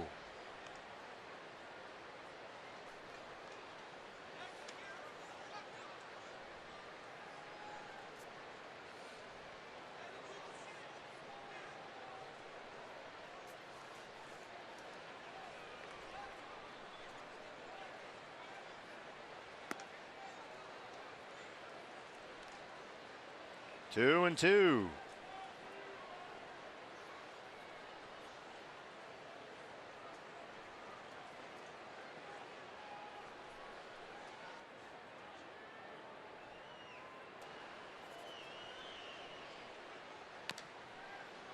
Edwin Jackson signed with the Marlins as a free agent in January. He suffered a right tricep strain in the middle of April and wound up making only 8 appearances for the Marlins, all in relief. He was released at the beginning of June. Padres signed him to a minor league deal about 3 weeks later. And he made his first start for San Diego right after the All-Star break. He's been in their rotation ever since. Edwin Jackson is one of those guys. It seems like every winter or towards the end of spring training, organizations have their meetings and they're sitting around saying, boy, we need somebody like Edwin Jackson. Somebody can eat up innings, you know, veteran presence on the staff. Well, he's out there. Let's go get him. And he ends up on somebody's roster every year. Well, at one point, the Cubs were the team that went out and got him. They gave him $52 million. That didn't work out. Just by Jackson. That whizzed right by his ear, and Drury's aboard with a single to start the fourth. That looked like it went between his glove and his ear. That was close. Good battling at bat that time by Brandon Drury. A couple wild swings early in the sequence, but just puts this one back in play. Just did get his head out of the way that time. Leadoff man aboard for Chris Owings. CO flying out to center his first time up. Remember, Jackson, it's kind of surprising when the Cubs gave him all that money, 4 years, $52 million as a free agent. They did just for the reasons you gave, Bob. They needed a guy that they could depend on every fifth day to give him some innings, but he signed a contract before 2013, went to the Cubs and led the league in losses. He was 8-18 and actually spent less than 3 full seasons with the Cubs on that 4-year deal. He went 16-34. They finally let him go in the middle of last year. Finished up with the Braves, and this season he's been a Marlin and a Padre. Well, that's before the Cubs became the Cubs. Yeah. They were still kind of in that transitional stage. Some of the young players weren't quite ready for the major leagues yet.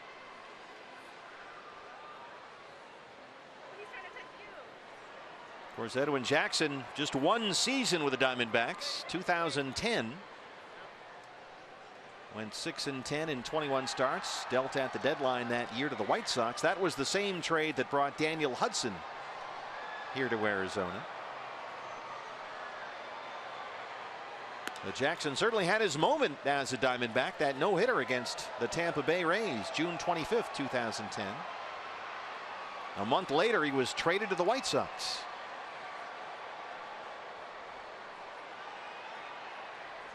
That was, of course, the no-hitter in which he walked 8 batters. 8 walks, but no hits. And that was kind of when he was at his most Edwin Jackson-ish.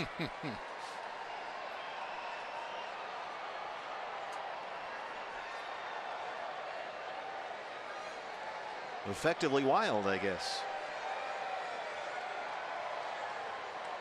That was at the Trop in St. Pete. The Trop. 2-1 to Owings. We'll keep a close eye on Drury down there.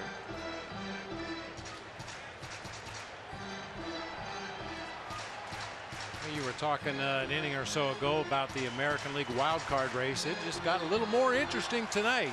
What happened? The Red Sox beat Toronto on a big poppy 2-run homer. The Tigers beat the Braves 6-2. Now they're just a half a game behind the Jays for the second wild card spot. Sardinius on the short hop makes a nice play and turns 2. Luis Sardinius, that was a big time play right there. Very smooth. That's one of those tweeners. You're far enough away from the bag, you probably should just flip it to the second baseman, but Sardinius takes it himself, and you can see how he timed that. As his stride toward first base landed on the bag at second, he was ready to throw on to first just in time to get CO. They like this young man, only 23 years old. 2 down for Socrates Brito, who struck out his first time up. Slow curveball from Jackson is strike 1. And Baltimore beat the Yankees tonight 8-1, so they have the first wild card spot in the American League. Yeah, the Yankees. I meant to send a text to our director Phil the Iron Horse Malika after they were eliminated, but got a little distracted. Broken bat, look out. The ball is in the seats. The broken end of the bat is in Dave McKay's first base coach's box. It's a good thing Dave never stands in the coach's box. Yeah, that thing was dangerous. This is like a spear coming at you.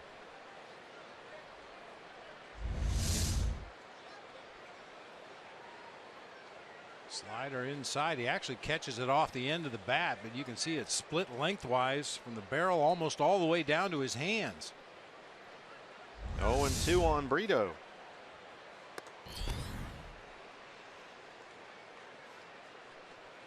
Yeah, Mark Trumbo had another home run the other day for the Orioles. 46 now for Mark. They're hanging on. The Tigers are making a run. Miguel Cabrera with 2 bombs today.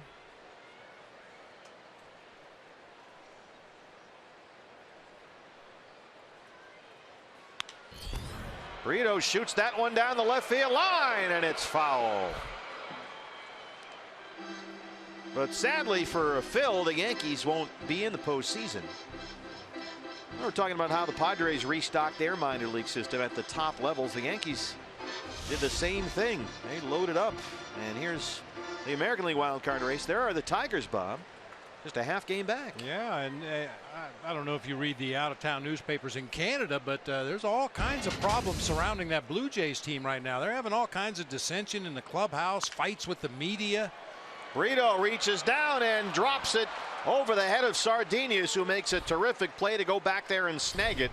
So 2 defensive gems by the Padres shortstop keep this a 3-3 ball game.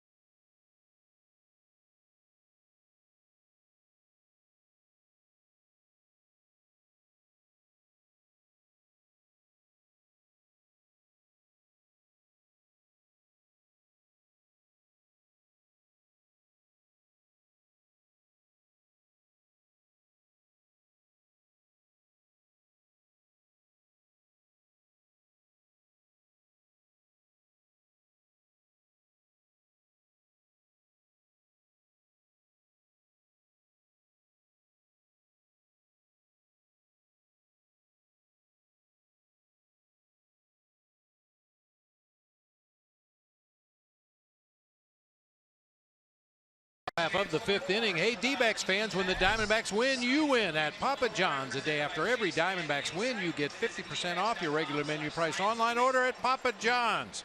Enter promo code DBACKS50 at papajohns.com. A rocky 4th inning for rookie Braden Shipley as the Padres sent 8 men to the plate. They scored 3 runs to tie it up. Padres have out-hit the Diamondbacks 7-3, and now the only man not to bat for San Diego in that 4th inning leads off the 5th. It's Yangervis Solarte. Solarte 0 for 2 so far. The shift is on. Jake Lamb, the 3rd baseman, in the 2nd base spot. Solarte with a 14-game hitting streak. That's a career high. And the longest active streak in baseball right now. Goldie snags that one. Solarte 0 for 3. Well, it took extra bases away right there. That ball was ticketed for the right field corner, but Goldie got over to the line quickly, smothered that ball. Big first out right there. Alex Dickerson smoked one down the right field line to lead off the 4th. His 16th double of the year. He scored on the Schimpf homer that made it 3-2. Padres then tied it on an RBI double by the rookie Manny Margot. And Dickerson having a solid finish to the year. He's hitting .345 in his last 11 games. Went 5 for 10 versus the D-backs in the 3 games we played at Petco Park last week.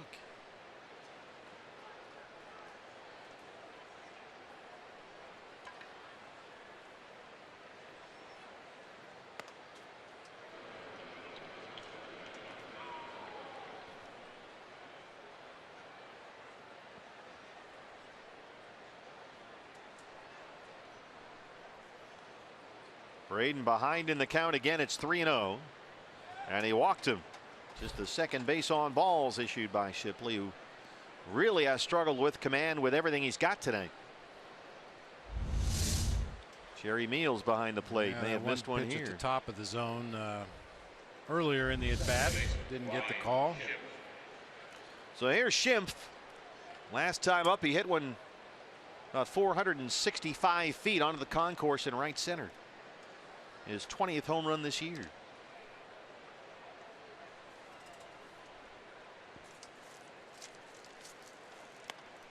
Taking a home run swing again at 0-1.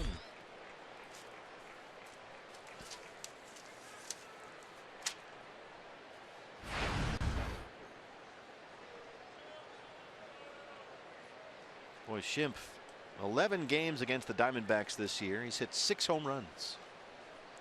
12 RBIs.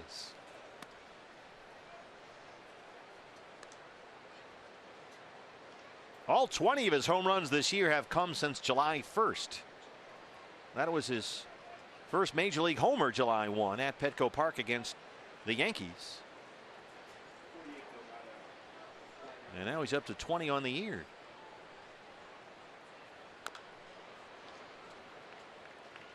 Randall Delgado will start throwing again in the Diamondback bullpen. In other American League news, the Rangers won tonight, clinched home field advantage throughout the playoffs. Yu Darvish, 6 innings, 3 hits, struck out 12 Tampa Bay Rays in that ball game. That Texas bullpen has gone 28 2/3 innings scoreless. Wow. They got some sluggers on that team.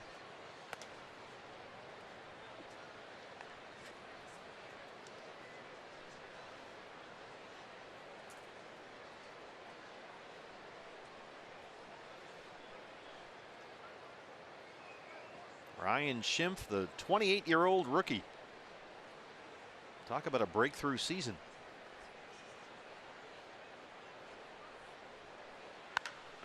It's another one up in the air. Launch angle on this one might be a little high. It hangs up there for Haniger. Dickerson will hold it first.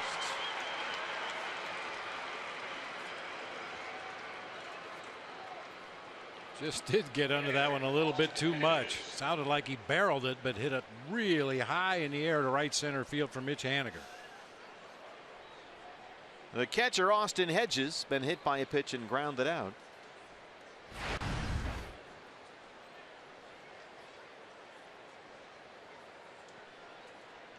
The hope with Hedges is that someday the bat catches up to the outstanding glove, and they started to see that this year. He hit .326 in AAA with 21 home runs.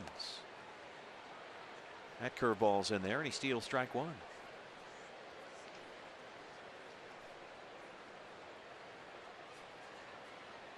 So far in the big leagues this year, it's only been a handful of games for Hedges. He's 2 for 18.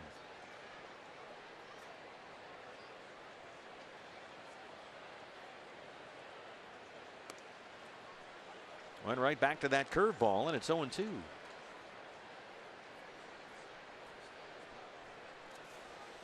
Shipley's spot will be due up second in the bottom of the 5th, and at 94 pitches, this is likely going to be it.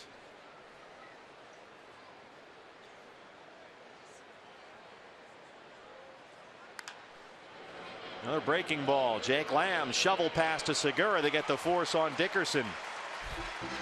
Bottom 5 all the way. The D-backs and the Padres tied at 3.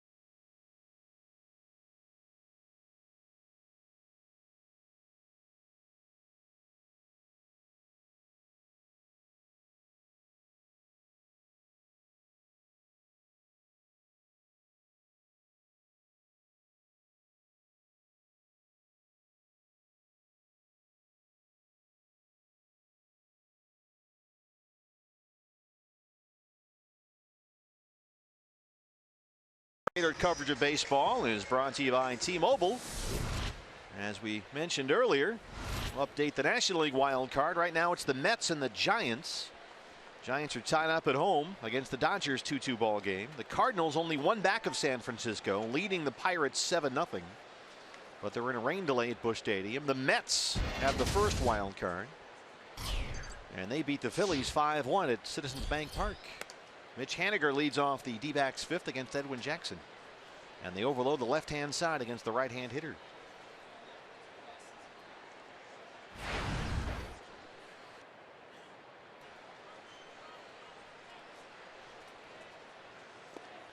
Well, I think you need to make some changes.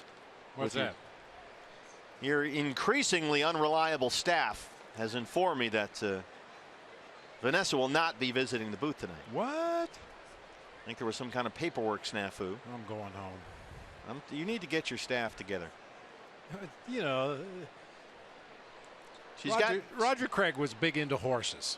When he was managing the Giants, he had quarter horses that he'd keep on his ranch down in San Diego, and he used to always talk about, at the end of the season, guys just sniffing the barn. You know, when you go to ride a horse, if you get too close to the ranch, they can smell that's home. I'm going that way. I don't care where you want me to go. I'm going that way. Well, I think the staff is sniffing the barn. Haniger blasts one right through the shift. They had 3 infielders on the left side, and Mitch just rifled that one right through all 3 of them. A leadoff single. That's one way to beat the shift. Just hit it so hard nobody on that left side of the infield can get to it. You know, with all the shifts we've seen this year, from what I've seen, that beats him more often than not. Hit right into it, it's fine. Just hit it hard. Trying to place the ball and get cute other spots, it just doesn't work. Well, Phil Gosselin was out there in the on-deck circle, but now with Shipley able to bunt Haniger over, they'll let him take the at-bat. Phil was in the on-deck circle set to go, but Shipley will hit. Here comes Solarte from third. Pulls back and takes a strike.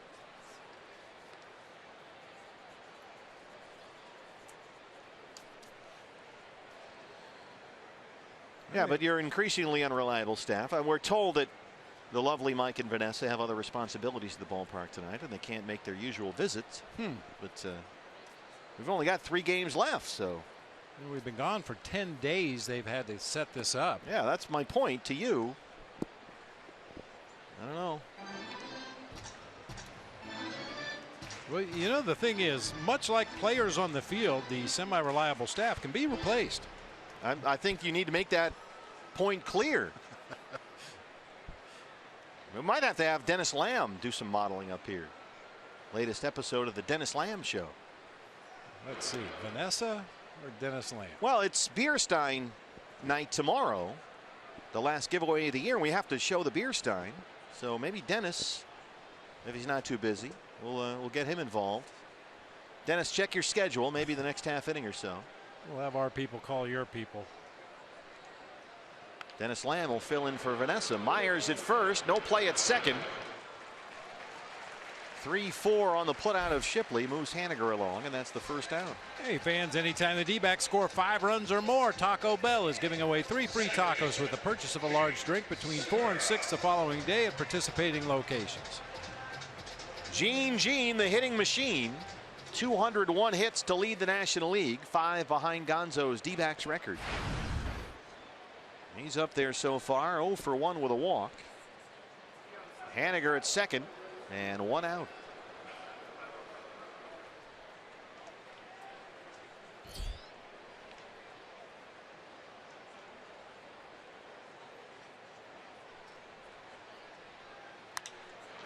First pitch swinging, drives it to Margot in right.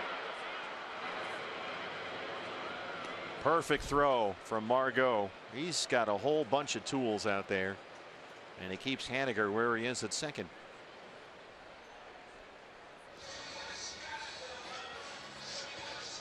It's up to Jake Lamb. Jake walked and scored his last time up, came in the Goldie homer.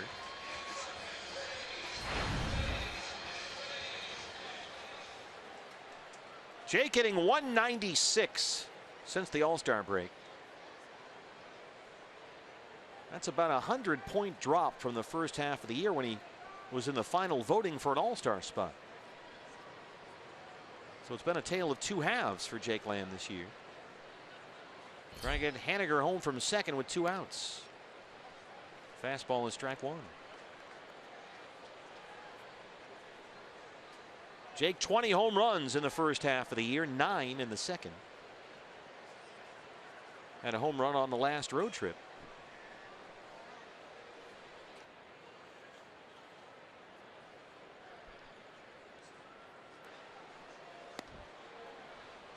That slider gets him, and it's 0-2.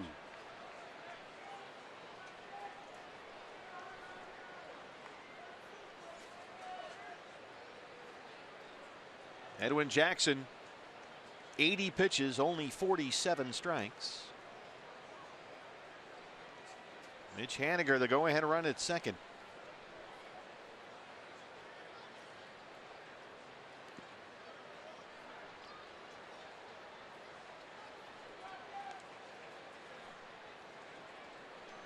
Good job by Austin Hedges behind the plate.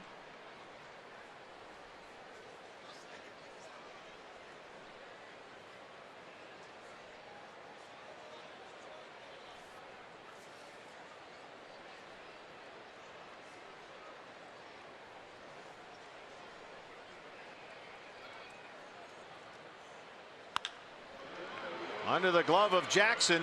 Look at Schimpf go get it, and he makes a nice play. Diamondbacks get the leadoff single, but we're still tied at 3.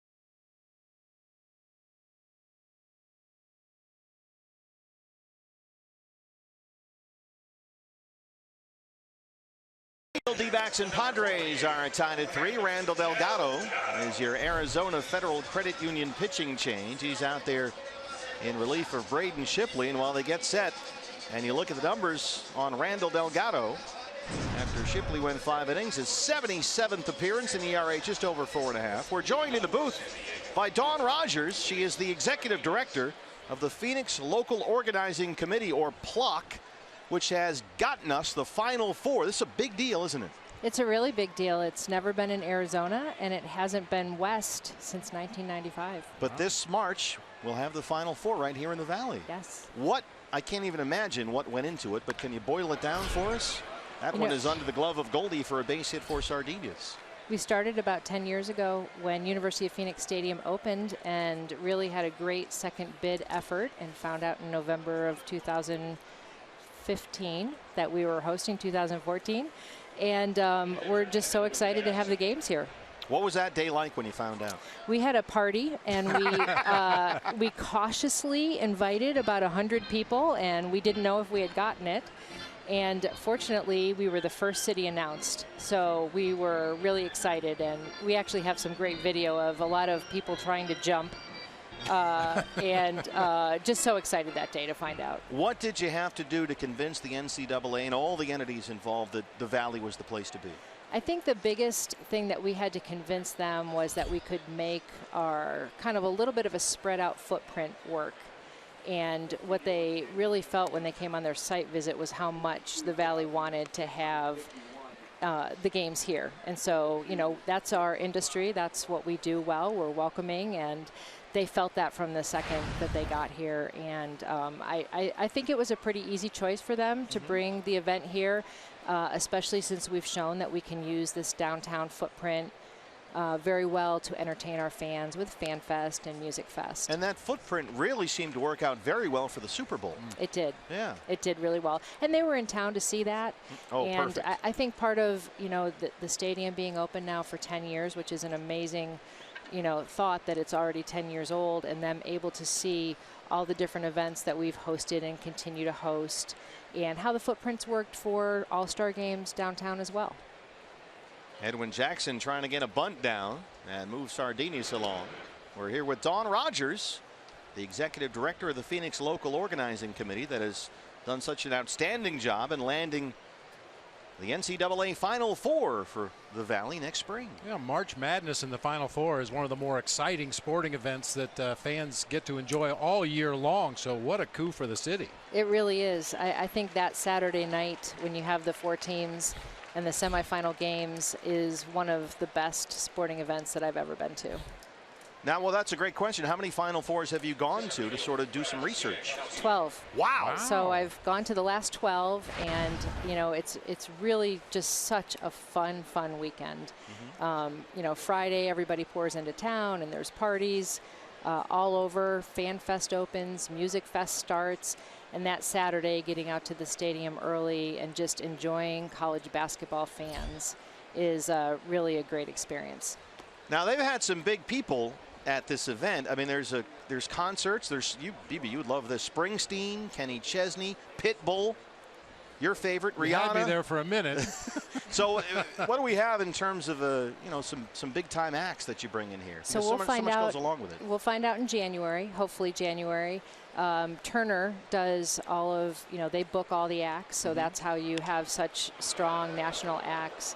But you know, that's a big announcement as well of who will be playing here, and it's free, and that's a great community event for, you know, you don't have to be a basketball fan to enjoy the Final Four, because it brings so many different events that are non-basketball related. It just seems like, Dawn, the success of so many events in the Valley have led to other things, like the golf tournament has always run so well, and then that leads to the Super Bowl, and now the Final Four. I mean, this is big time stuff. It is. I think, you know, success breeds success, and I think, again, part of what we do is that, you know, we're a great welcoming community. We're very hospitable, and people feel, you know, they feel like people in Arizona want them to be here and to enjoy our hospitality. And, you know, when you go to the different cities that host this regularly, I think that kind of sets us apart, the volunteers that we have. And, you know, we have so many people that want to volunteer right now. They tried to turn two, but it gets thrown away, and Jankowski scampers into second. Yeah, I bet you're no problem having folks volunteer for this. No problem with volunteers at all. A quick glove by Delgado to snag that one and get the out at second, but the throw gets away from Goldie. We'll see how they score this. Manny Margot will be the hitter. 2 outs and Jankowski at second. And I would imagine, Don, that our weather that time of year doesn't hurt anything. Perfect. Oh yeah. Perfect. There's, you know, I've been to cities where you've got this great tailgate set up outside and you have a downpour of rain. I sat in Dallas a couple years ago and they actually asked us to not leave the stadium because there was such a bad thunderstorm. Oh, that's great. During those semifinals. So we feel really good about the weather, and we feel really good about how people will enjoy, you know, their time while they're here, for sure.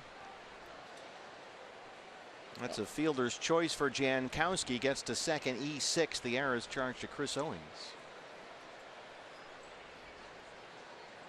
Well, we like it because you've got the 2 games Saturday, April 1st. Correct. The D-backs opener opening day against the Giants at the second, and the title game at third, so it works out. It worked out perfectly.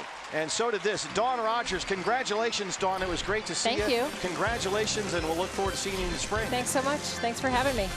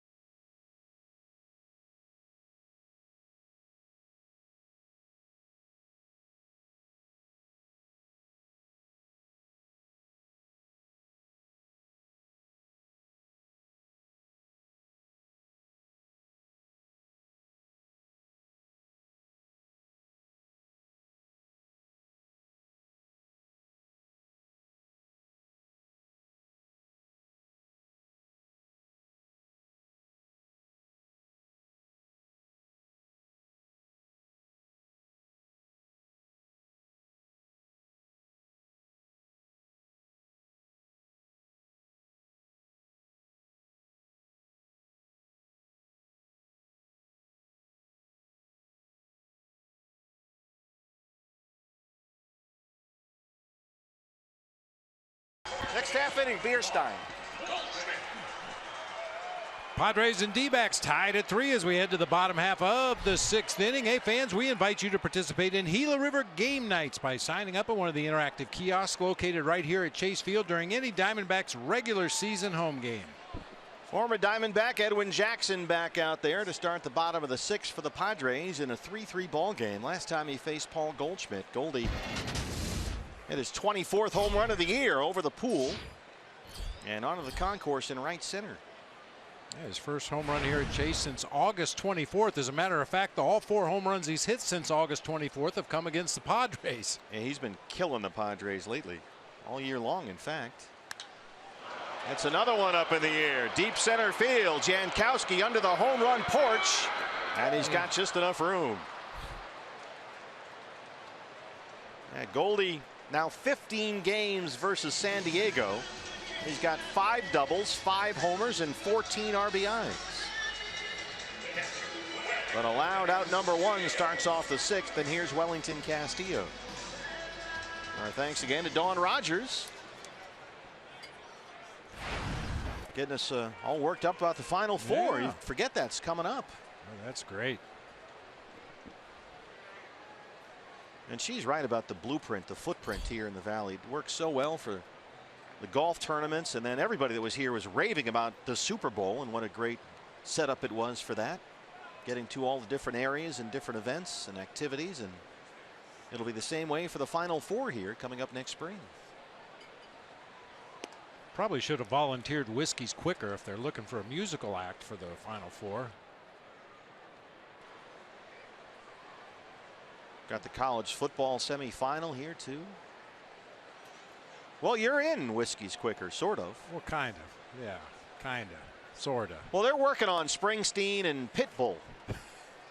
I mean, there was a meeting. If Pitbull says no, call Brenly. Yeah. So stand by. Patrick Corbin. We're just trying to help promote the Valley, you know, just doing what we can.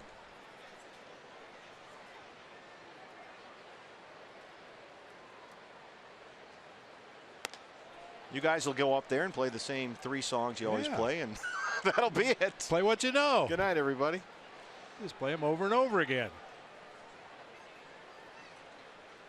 Kind of like the pregame music at Dodger Stadium. Oh. Just turn it up loud. Is that what that is, music? Well, that's what they call it. Jackson strikes out Castillo.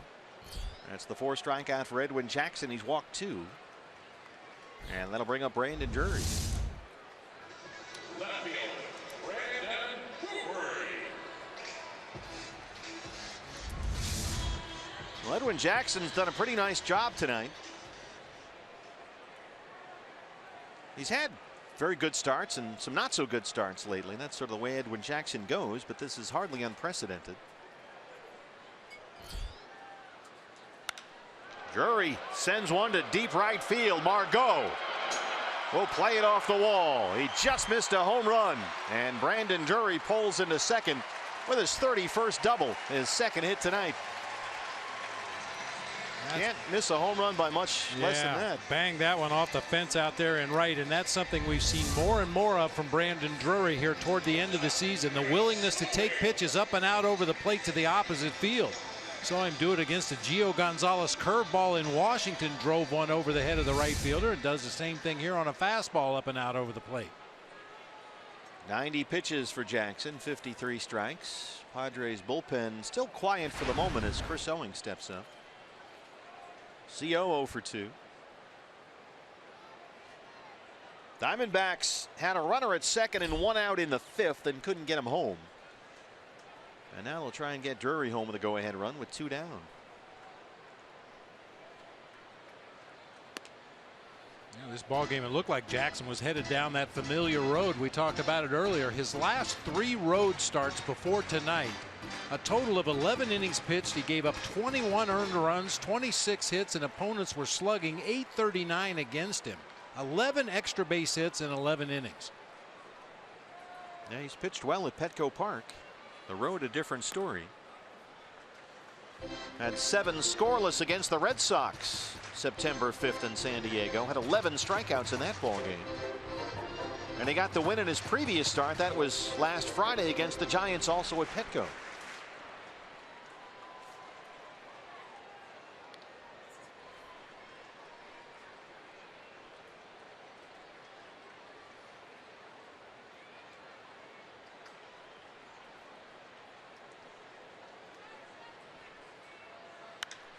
CO drives one deep right field. Margot at the track, at the wall, and it's gone. Chris Owings, that's his 5th. And the Diamondbacks lead at 5-3. That's tacos for everybody.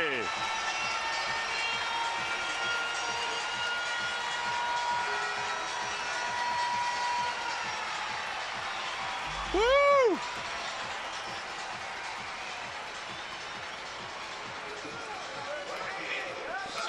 Well, you know there'll be some good-natured ribbing in that dugout. Chris Owings will tell Brandon Drury, you got to be a big, strong guy to hit an opposite field home run. Anybody can hit him off the fence.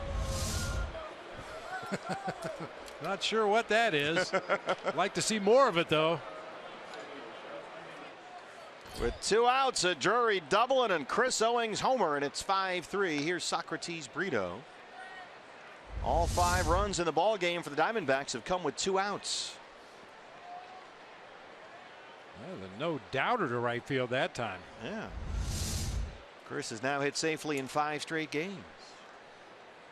Brito homered yesterday in Washington, D.C., but he's down 0-2.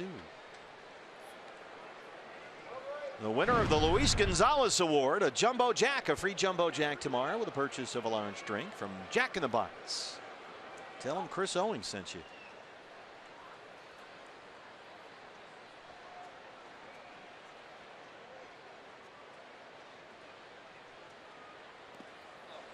Brito having trouble with that Edwin Jackson slider. And that ends the inning, but you can see Jackson upset with himself. A 2-out double and a 2-out homer. And through 6, it's the D-backs 5 and the Padres 3.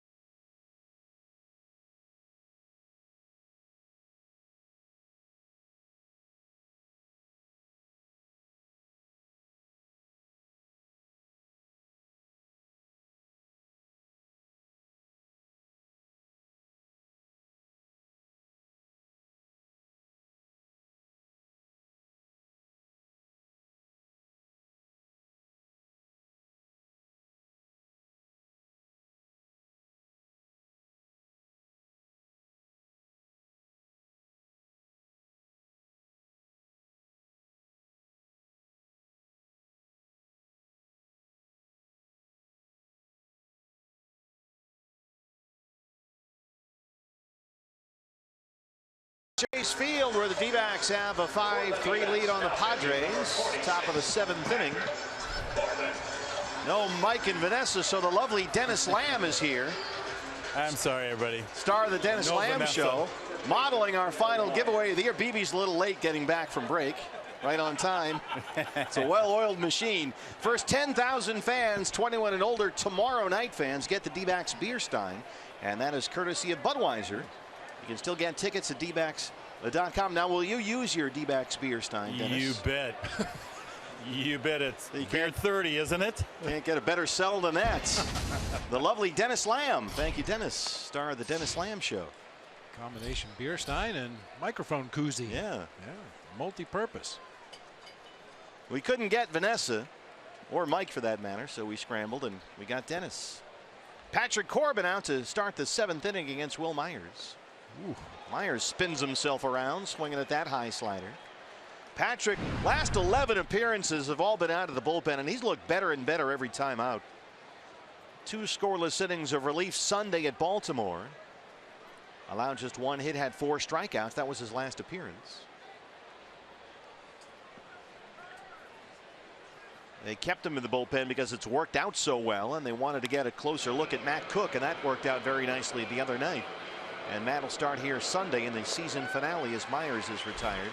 But Patrick's ERA over his last 8 appearances, all in relief, is 1.10. He has been really good lately. Everything just looks much crisper. His location on the fastball has been much better. That slider has finally returned to him. That back foot slider to the right-handed hitters. And just pitching with a lot more confidence, at least in his body language out there on the mound. In his last 16 1/3 innings, Corbin has given up just 2 runs with 19 strikeouts. On Hervé Solarte looks at a fastball, and it's 0-1. 95. Yeah, that was not there for a long time earlier this year, that velocity. He was topping out at 92. 96. Yeah, this is the Patrick Corbin that we all expected to see, and that Patrick, I'm sure, expected to see as well. But it, this time in the bullpen, this 6-7 weeks or so, really seems to have served him well. And he's made the most of it. He didn't sulk, didn't pout, went out there and pitched, and he's kind of figured it out. And some of it might have also been fatigue. I mean, this is a bit of a break than starting every 5th day and trying to throw 200 innings.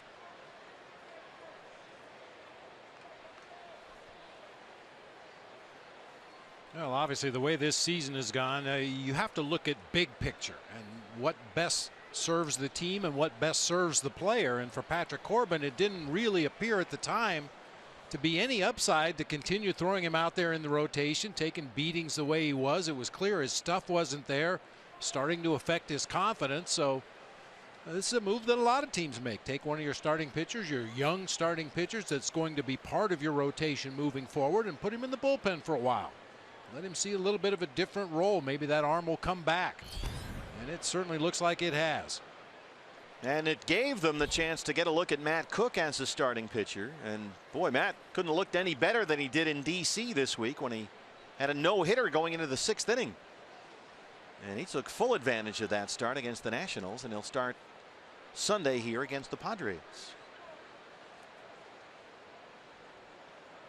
And Matt Cook is another guy that might fit into the rotation next year, certainly the way he's pitched. Solarte strikes out. 2 down for Corbin. Well, unfortunately, that's kind of what you're reduced to in a season like this. It doesn't mean there's not anything to be gained. You can still look at some players, put guys in different spots, move them up and down in the lineup, change their role down there in the bullpen. I mean, you're not going to win the division this year. You're not going to be one of the wild card teams. So get something valuable out of this season. And I think down the stretch here, the Diamondbacks have found out a little bit more about some of the young guys, maybe found out some negative things about some guys. Yeah, they've had long looks at Mitch Haniger, for instance. They got a long look at Peter O'Brien earlier this summer. Socrates Brito has played on and off for a while. 0-2 on Dickerson, who has doubled, walked, and scored a run. He's 1 for 2. Patrick, 11 pitches so far, 10 strikes. And just missed with a 95-mile-an-hour fastball.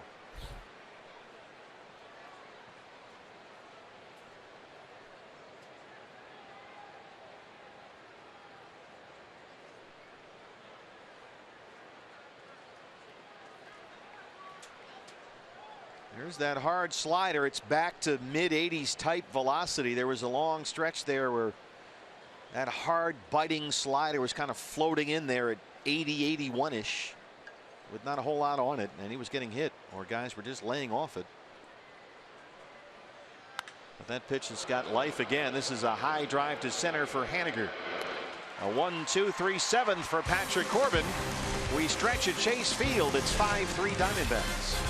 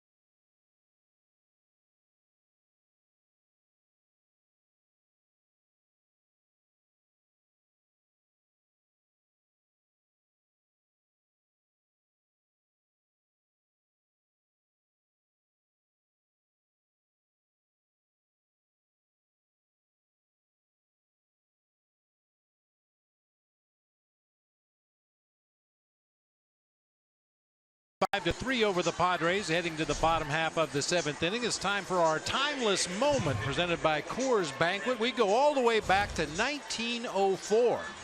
Doc White, a left-hander for the White Sox, beat New York 4-0. It was his 5th shutout in 18 days. Now, what has happened to the physiology of the human throwing arm and shoulder and elbow that we can't do that anymore? In the end of September, he threw 5 shutouts in 18 days. Well, here's the veteran right-hander Brandon Morrow. Done very well with the Padres this year in a relief role. His 17th appearance, a 1.93 ERA. He got sent to the minor leagues. He was at AAA El Paso for a while, made a couple of starts there. And then they decided, you know, why don't you transition to becoming a reliever? So he made 10 relief outings with El Paso in AAA, and he's been an effective arm out of the Padre bullpen. Mitch Haniger lifts this high in the air for Manny Margot. And that's the first out of the 7th. Patrick Corbin will hit.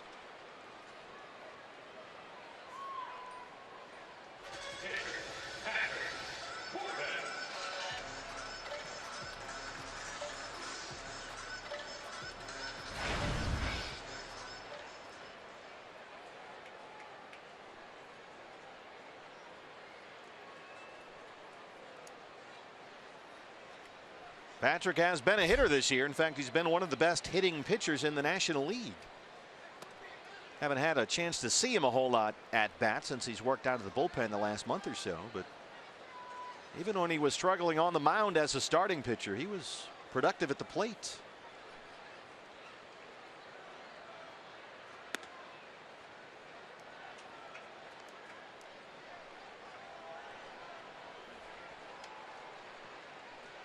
Diamondbacks 7-9 versus the Padres this year, with 3 more to go.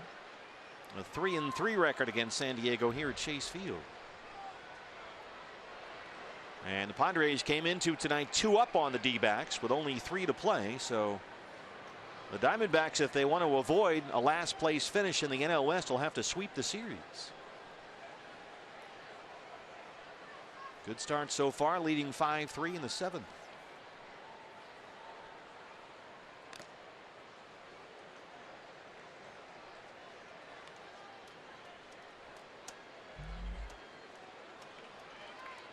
Patrick had a, I'm sorry, Bob, go ahead. No, go ahead.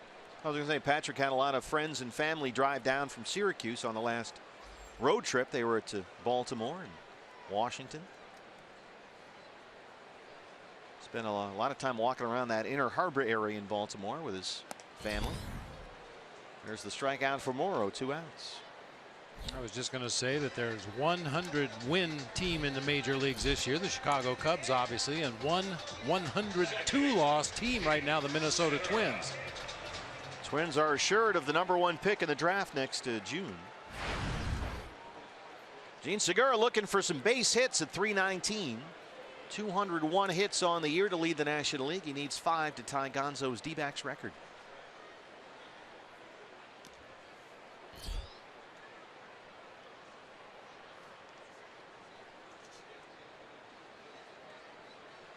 Yeah, the Twins have a whole new plan in place now. They've got rid of their GM, Terry Ryan. They've built a new front office.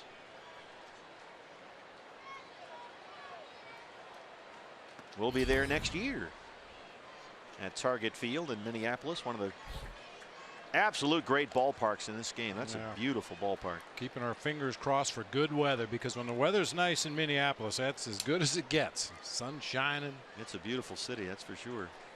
2-0 on Segura. I look forward to your boy Dan Gladden coming into the booth from Twins Radio and telling stories. We couldn't get him out of the booth last time we were there. He had one BB story after another from your days with the Giants. Oh, Danny G. Spent a lot of time with him. Actually, I met Danny when he was still playing college ball. Fresno State University, and I was playing in the minor leagues for the Giants at the time and living in Fresno in the off season, and we worked out together. Wasn't he living with a motorcycle gang or something? Well, yeah, that's a long story. I'll let him tell that next year. We'll look forward to that. 3-1 on Segura. Yeah, I got invited to Danny's brother's wedding, which they had in the backyard. Several members of a very well-known motorcycle gang were also in attendance that day. And hilarity ensued. Mm-hmm.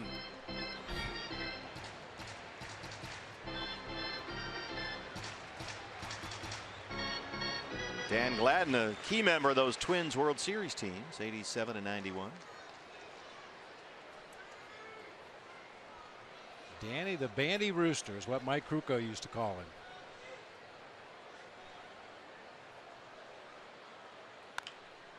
Segura chops that one to first. Myers has it, calls off Morrow, and that ends the inning.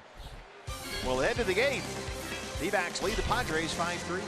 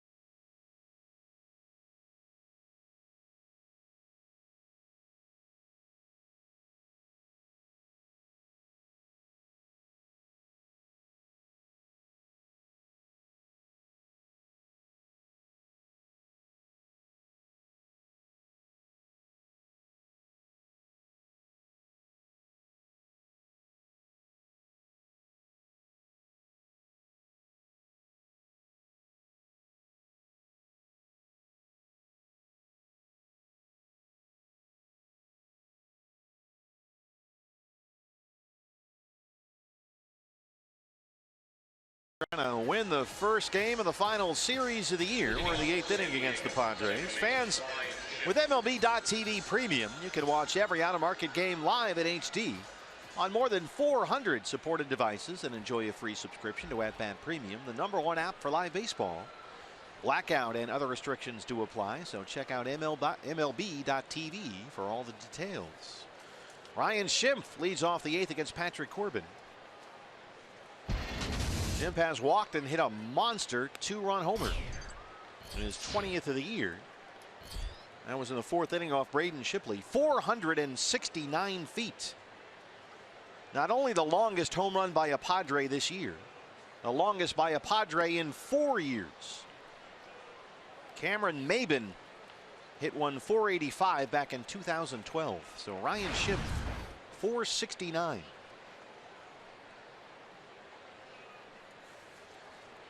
We're going to go ahead and make that our Gig Life high-speed highlights presented by Cox. Because if somebody hits a ball 469 feet, it's worth showing again. And here it was against Braden Shipley in the 4th.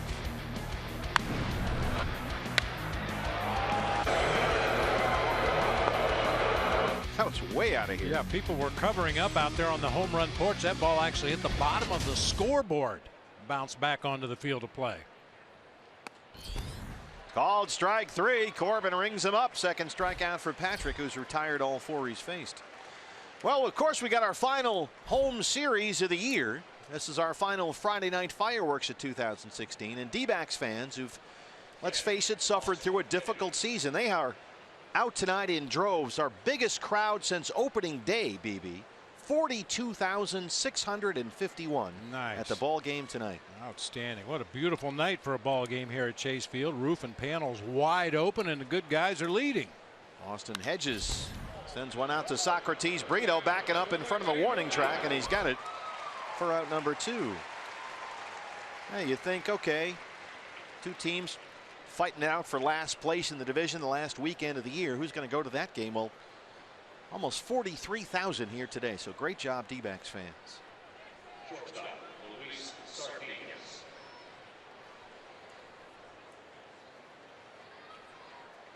Just shows you this fan base and this whole area is ready to win with this ball club.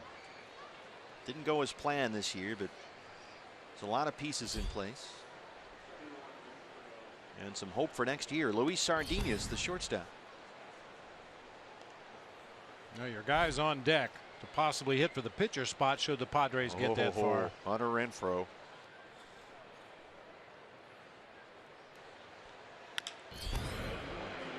Little tapper to shortstop for Chris Owings. Patrick Corbin, 2 scoreless, retired all 6 he faced. D-backs lead at 5-3.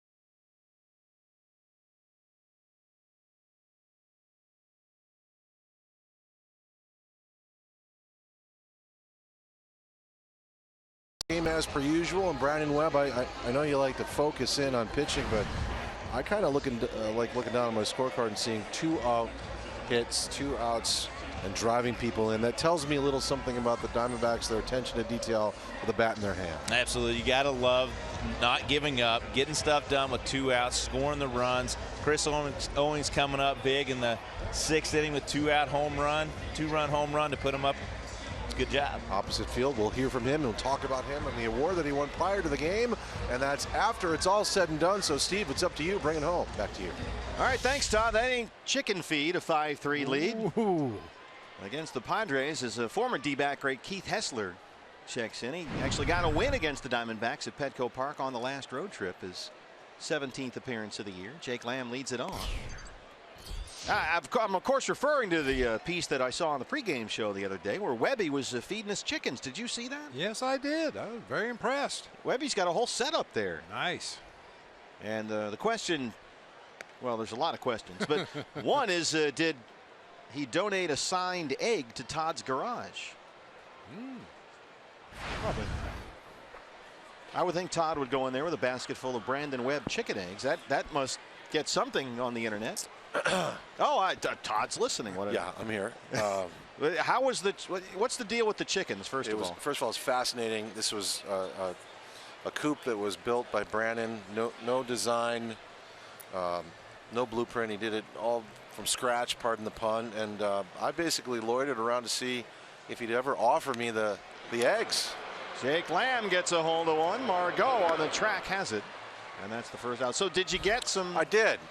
Brandon, thank you. You gave me 5 eggs. I finally caught on and got the hint. Yeah, I mean, like I said, give him the eggs. I felt like Oliver Twist waiting for more gruel, and you were like, we're going to take these home. We'll have them tomorrow. And I brought my own basket. Yeah, I'm slow. Yeah. I'm slow, Todd. I got it, though. And you have more chickens now. You're waiting to integrate them. I'll be able to give all kinds of eggs out next year. Okay. Well, we'll look forward to that. Thanks, Webby. We'll go from chickens to Duck Dynasty as Quackenbush comes in. There is Webby's Chicken Farm. 5-3 D-backs back after this.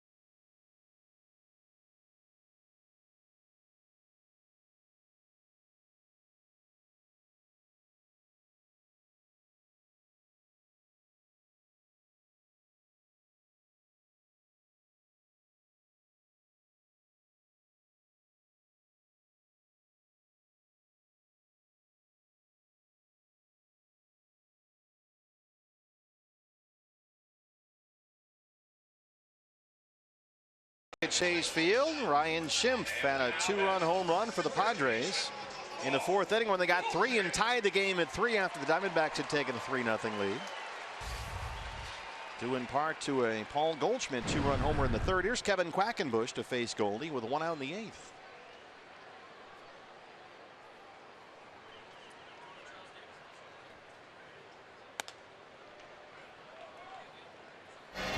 Our Chaz Roberts air conditioning and plumbing cool play of the game. Goldie is 24th. A 2-run homer there at the time made it 3-zip. Padres answered with 3 in the 4th, including the Schimpf home run. 469 feet. But then the Diamondbacks got 2 in the 6th on a Chris Owings 2-run homer, his 5th of the year.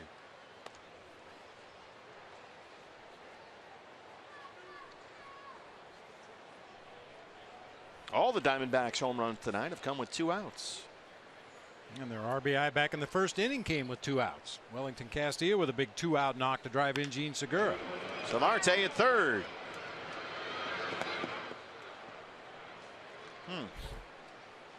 Throw looked like it might have drawn Will Myers off the bag, but Paul Nart says his foot was on there, and that's the 2nd out. Here is Wellington Castillo, an RBI single and a pair of strikeouts. He's 1 for 3. I don't know how we missed this, partner, because we've been touting Gene Segura all year for a potential comeback player of the year. Well, the Major League Baseball Players Association has announced their finalists, the 3 finalists in the American League: Mark Trumbo, Yu Darvish, and Ian Desmond. And in the National League, we have Rich Hill, who spent half a season in the American League. Yeah, that's not. The late Jose Fernandez and Gene Segura. Gene Segura, deserving winner. Certainly. I'd like to see Mark Trumbo get that award too. 1-1 on Wellington Castillo. Mark Trumbo, as he's known in Baltimore. Popped it up first base side for Myers, foul ground. And that ends the inning. We'll go to the 9th. Diamondbacks with a 5-3 lead.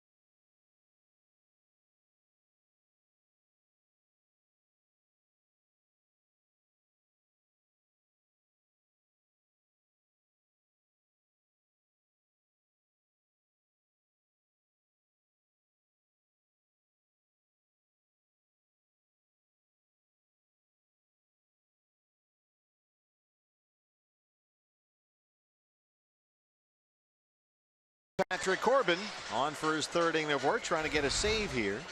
What's next brought to you by CenturyLink, game 2 of the 3-game series. Archie Bradley on the mound against lefty Clayton Richard, who looked very good when the Diamondbacks faced him at San Diego last week. That's a 5:10 start. Diamondback Live pregame show at 4:30 on Fox Sports Arizona. Well, this is a little unusual. You've got the left-hander Patrick Corbin out there for his 3rd inning of work in relief, and Andy Green is going to go to the left-hand hitting John Jay to bat for the pitcher. So Jay hitting .290 with 2 home runs, hits for Quackenbush, and you can see he's done very well against lefties this year, .314.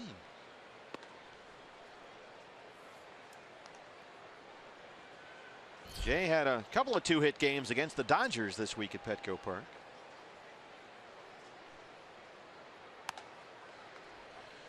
And the dangerous Hunter Renfroe, the outstanding rookie who's put on a home run show in his first week in the big leagues, is on deck. He would hit for Jankowski. And Hunter Renfroe is the kid that the other day hit the first ever home run onto the roof of the Western Metal Supply Company building in left field at San Diego. Now that was on a pitch that was down below the knees, inside part of the plate, but really low. He golfed it. He's a big time power hitting prospect. Their first round pick 3 years ago out of Mississippi State. 2-2 on John Jay.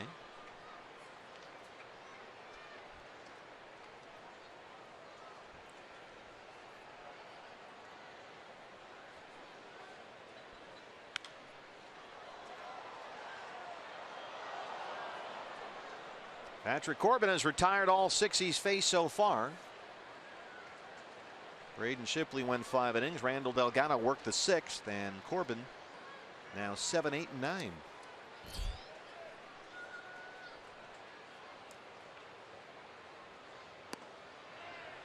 Oh, Jerry Meals says full count, 3-2. Might not have been a strike, but what a good spot. Just pounding that 94-mile-an-hour heater right out there at the corner on the knees.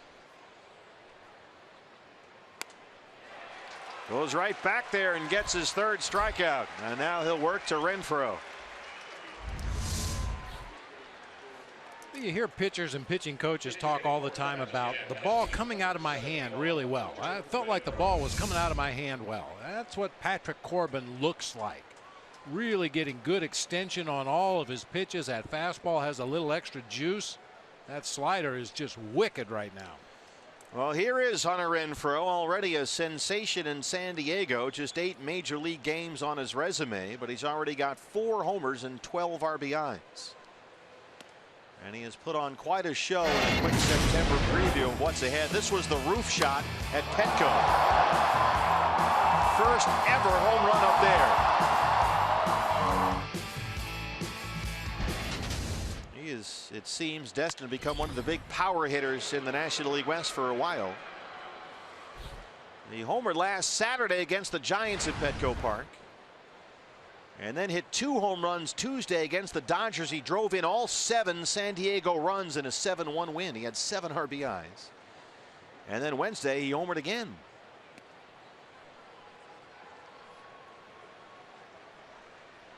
13th overall pick in the draft 3 years ago out of Starkville.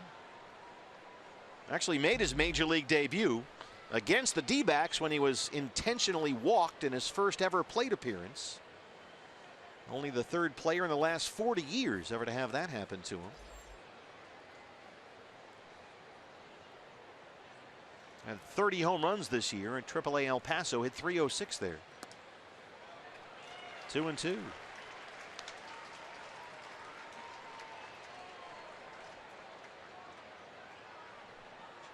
His first full season at AAA this year. He had 105 RBIs in just about 130 games.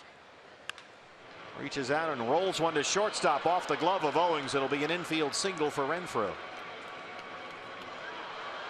Brandon Drury gets his feet caught up in the turf, and Renfroe sneaks into second.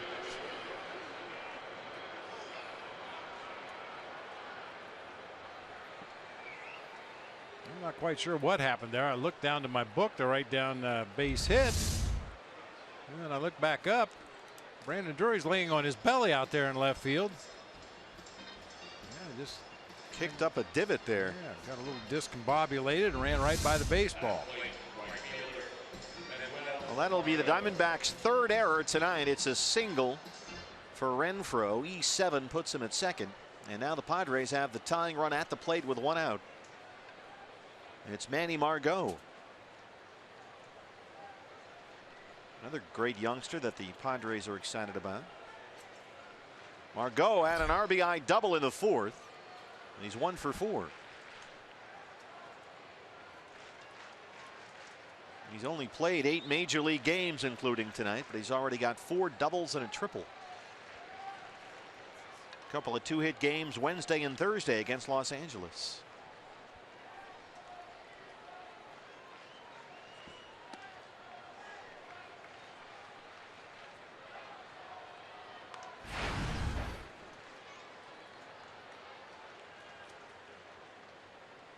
Daniel Hudson will start throwing in the Diamondback bullpen.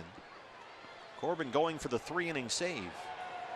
The second one of the season if he's able to retire 2 more Padres here before they score a couple of runs. The last Diamondback to do that, have more than 2 3-inning saves, was Mike Morgan back in 2000, the Mo Man. The Mo Man.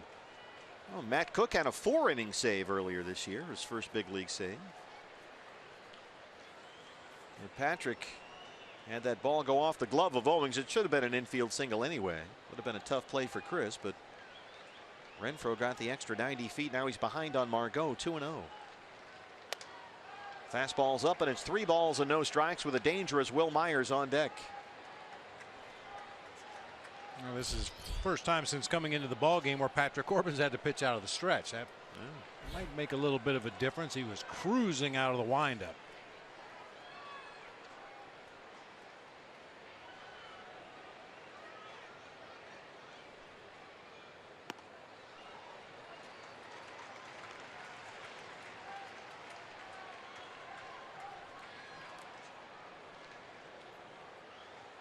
Well, Myers has been a real problem for the D-backs this year. So you may need to go to the right-hander Hudson if he gets up there. The 3-1 to Margot.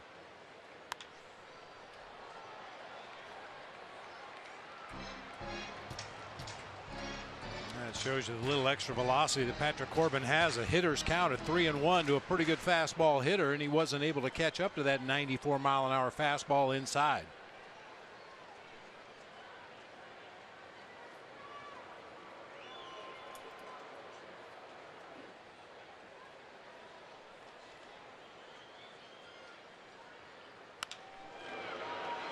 Tough short hop for Owings, and they cut down the lead man. They got Renfroe at third. What a play by CO, and a nice job by Jake Lamb to hang on at that one. A tough backhand short hop, and Owings cuts down Renfroe at third.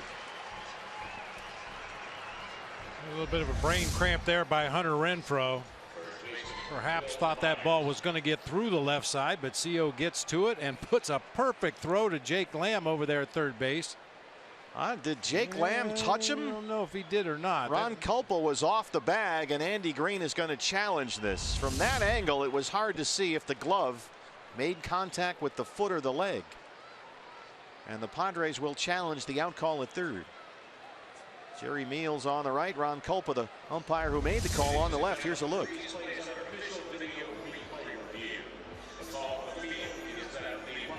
He got the glove on the back leg. Yeah, I think he missed the front leg, but as you mentioned, where Ron Culpa was standing kind of behind Jake Lamb, he couldn't see if there was a tag applied or not. Right there, looks like the glove gets him right there on the back leg before the foot gets on the bag. I think they still got it.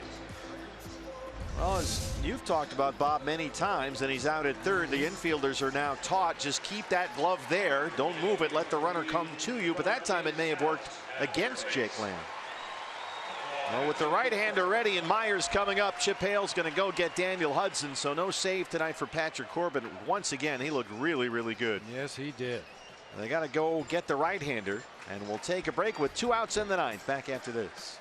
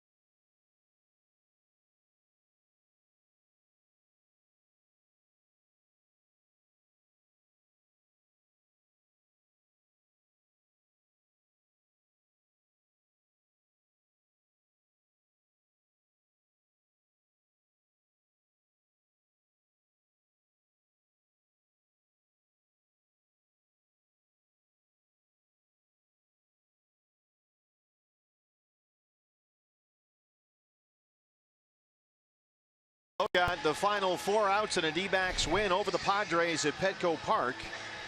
And he's on here to get the final out at Chase Field, his 68th appearance of the year.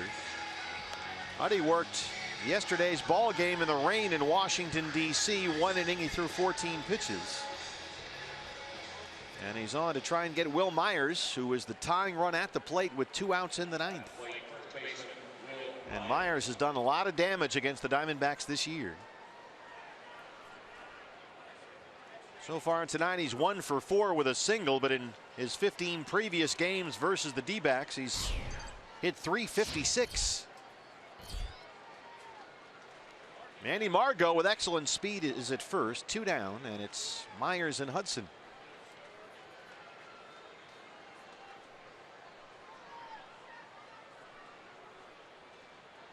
Margot will take second uncontested.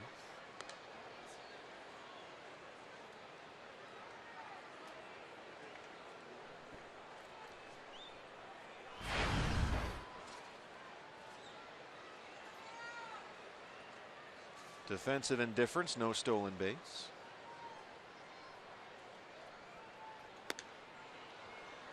Slider got away from Hudson, and he's behind 2 balls and no strikes.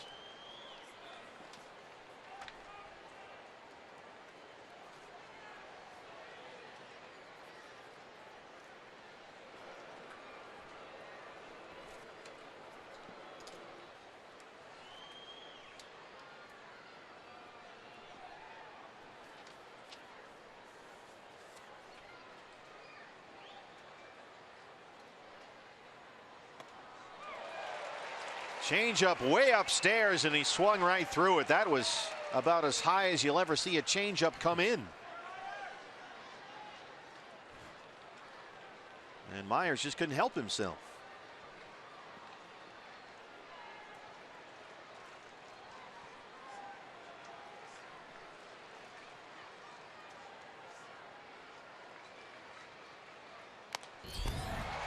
Hard fastball at 97, and he swings through that.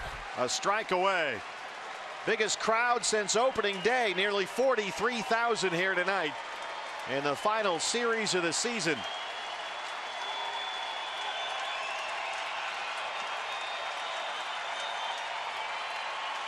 Two and 2 to Will Myers.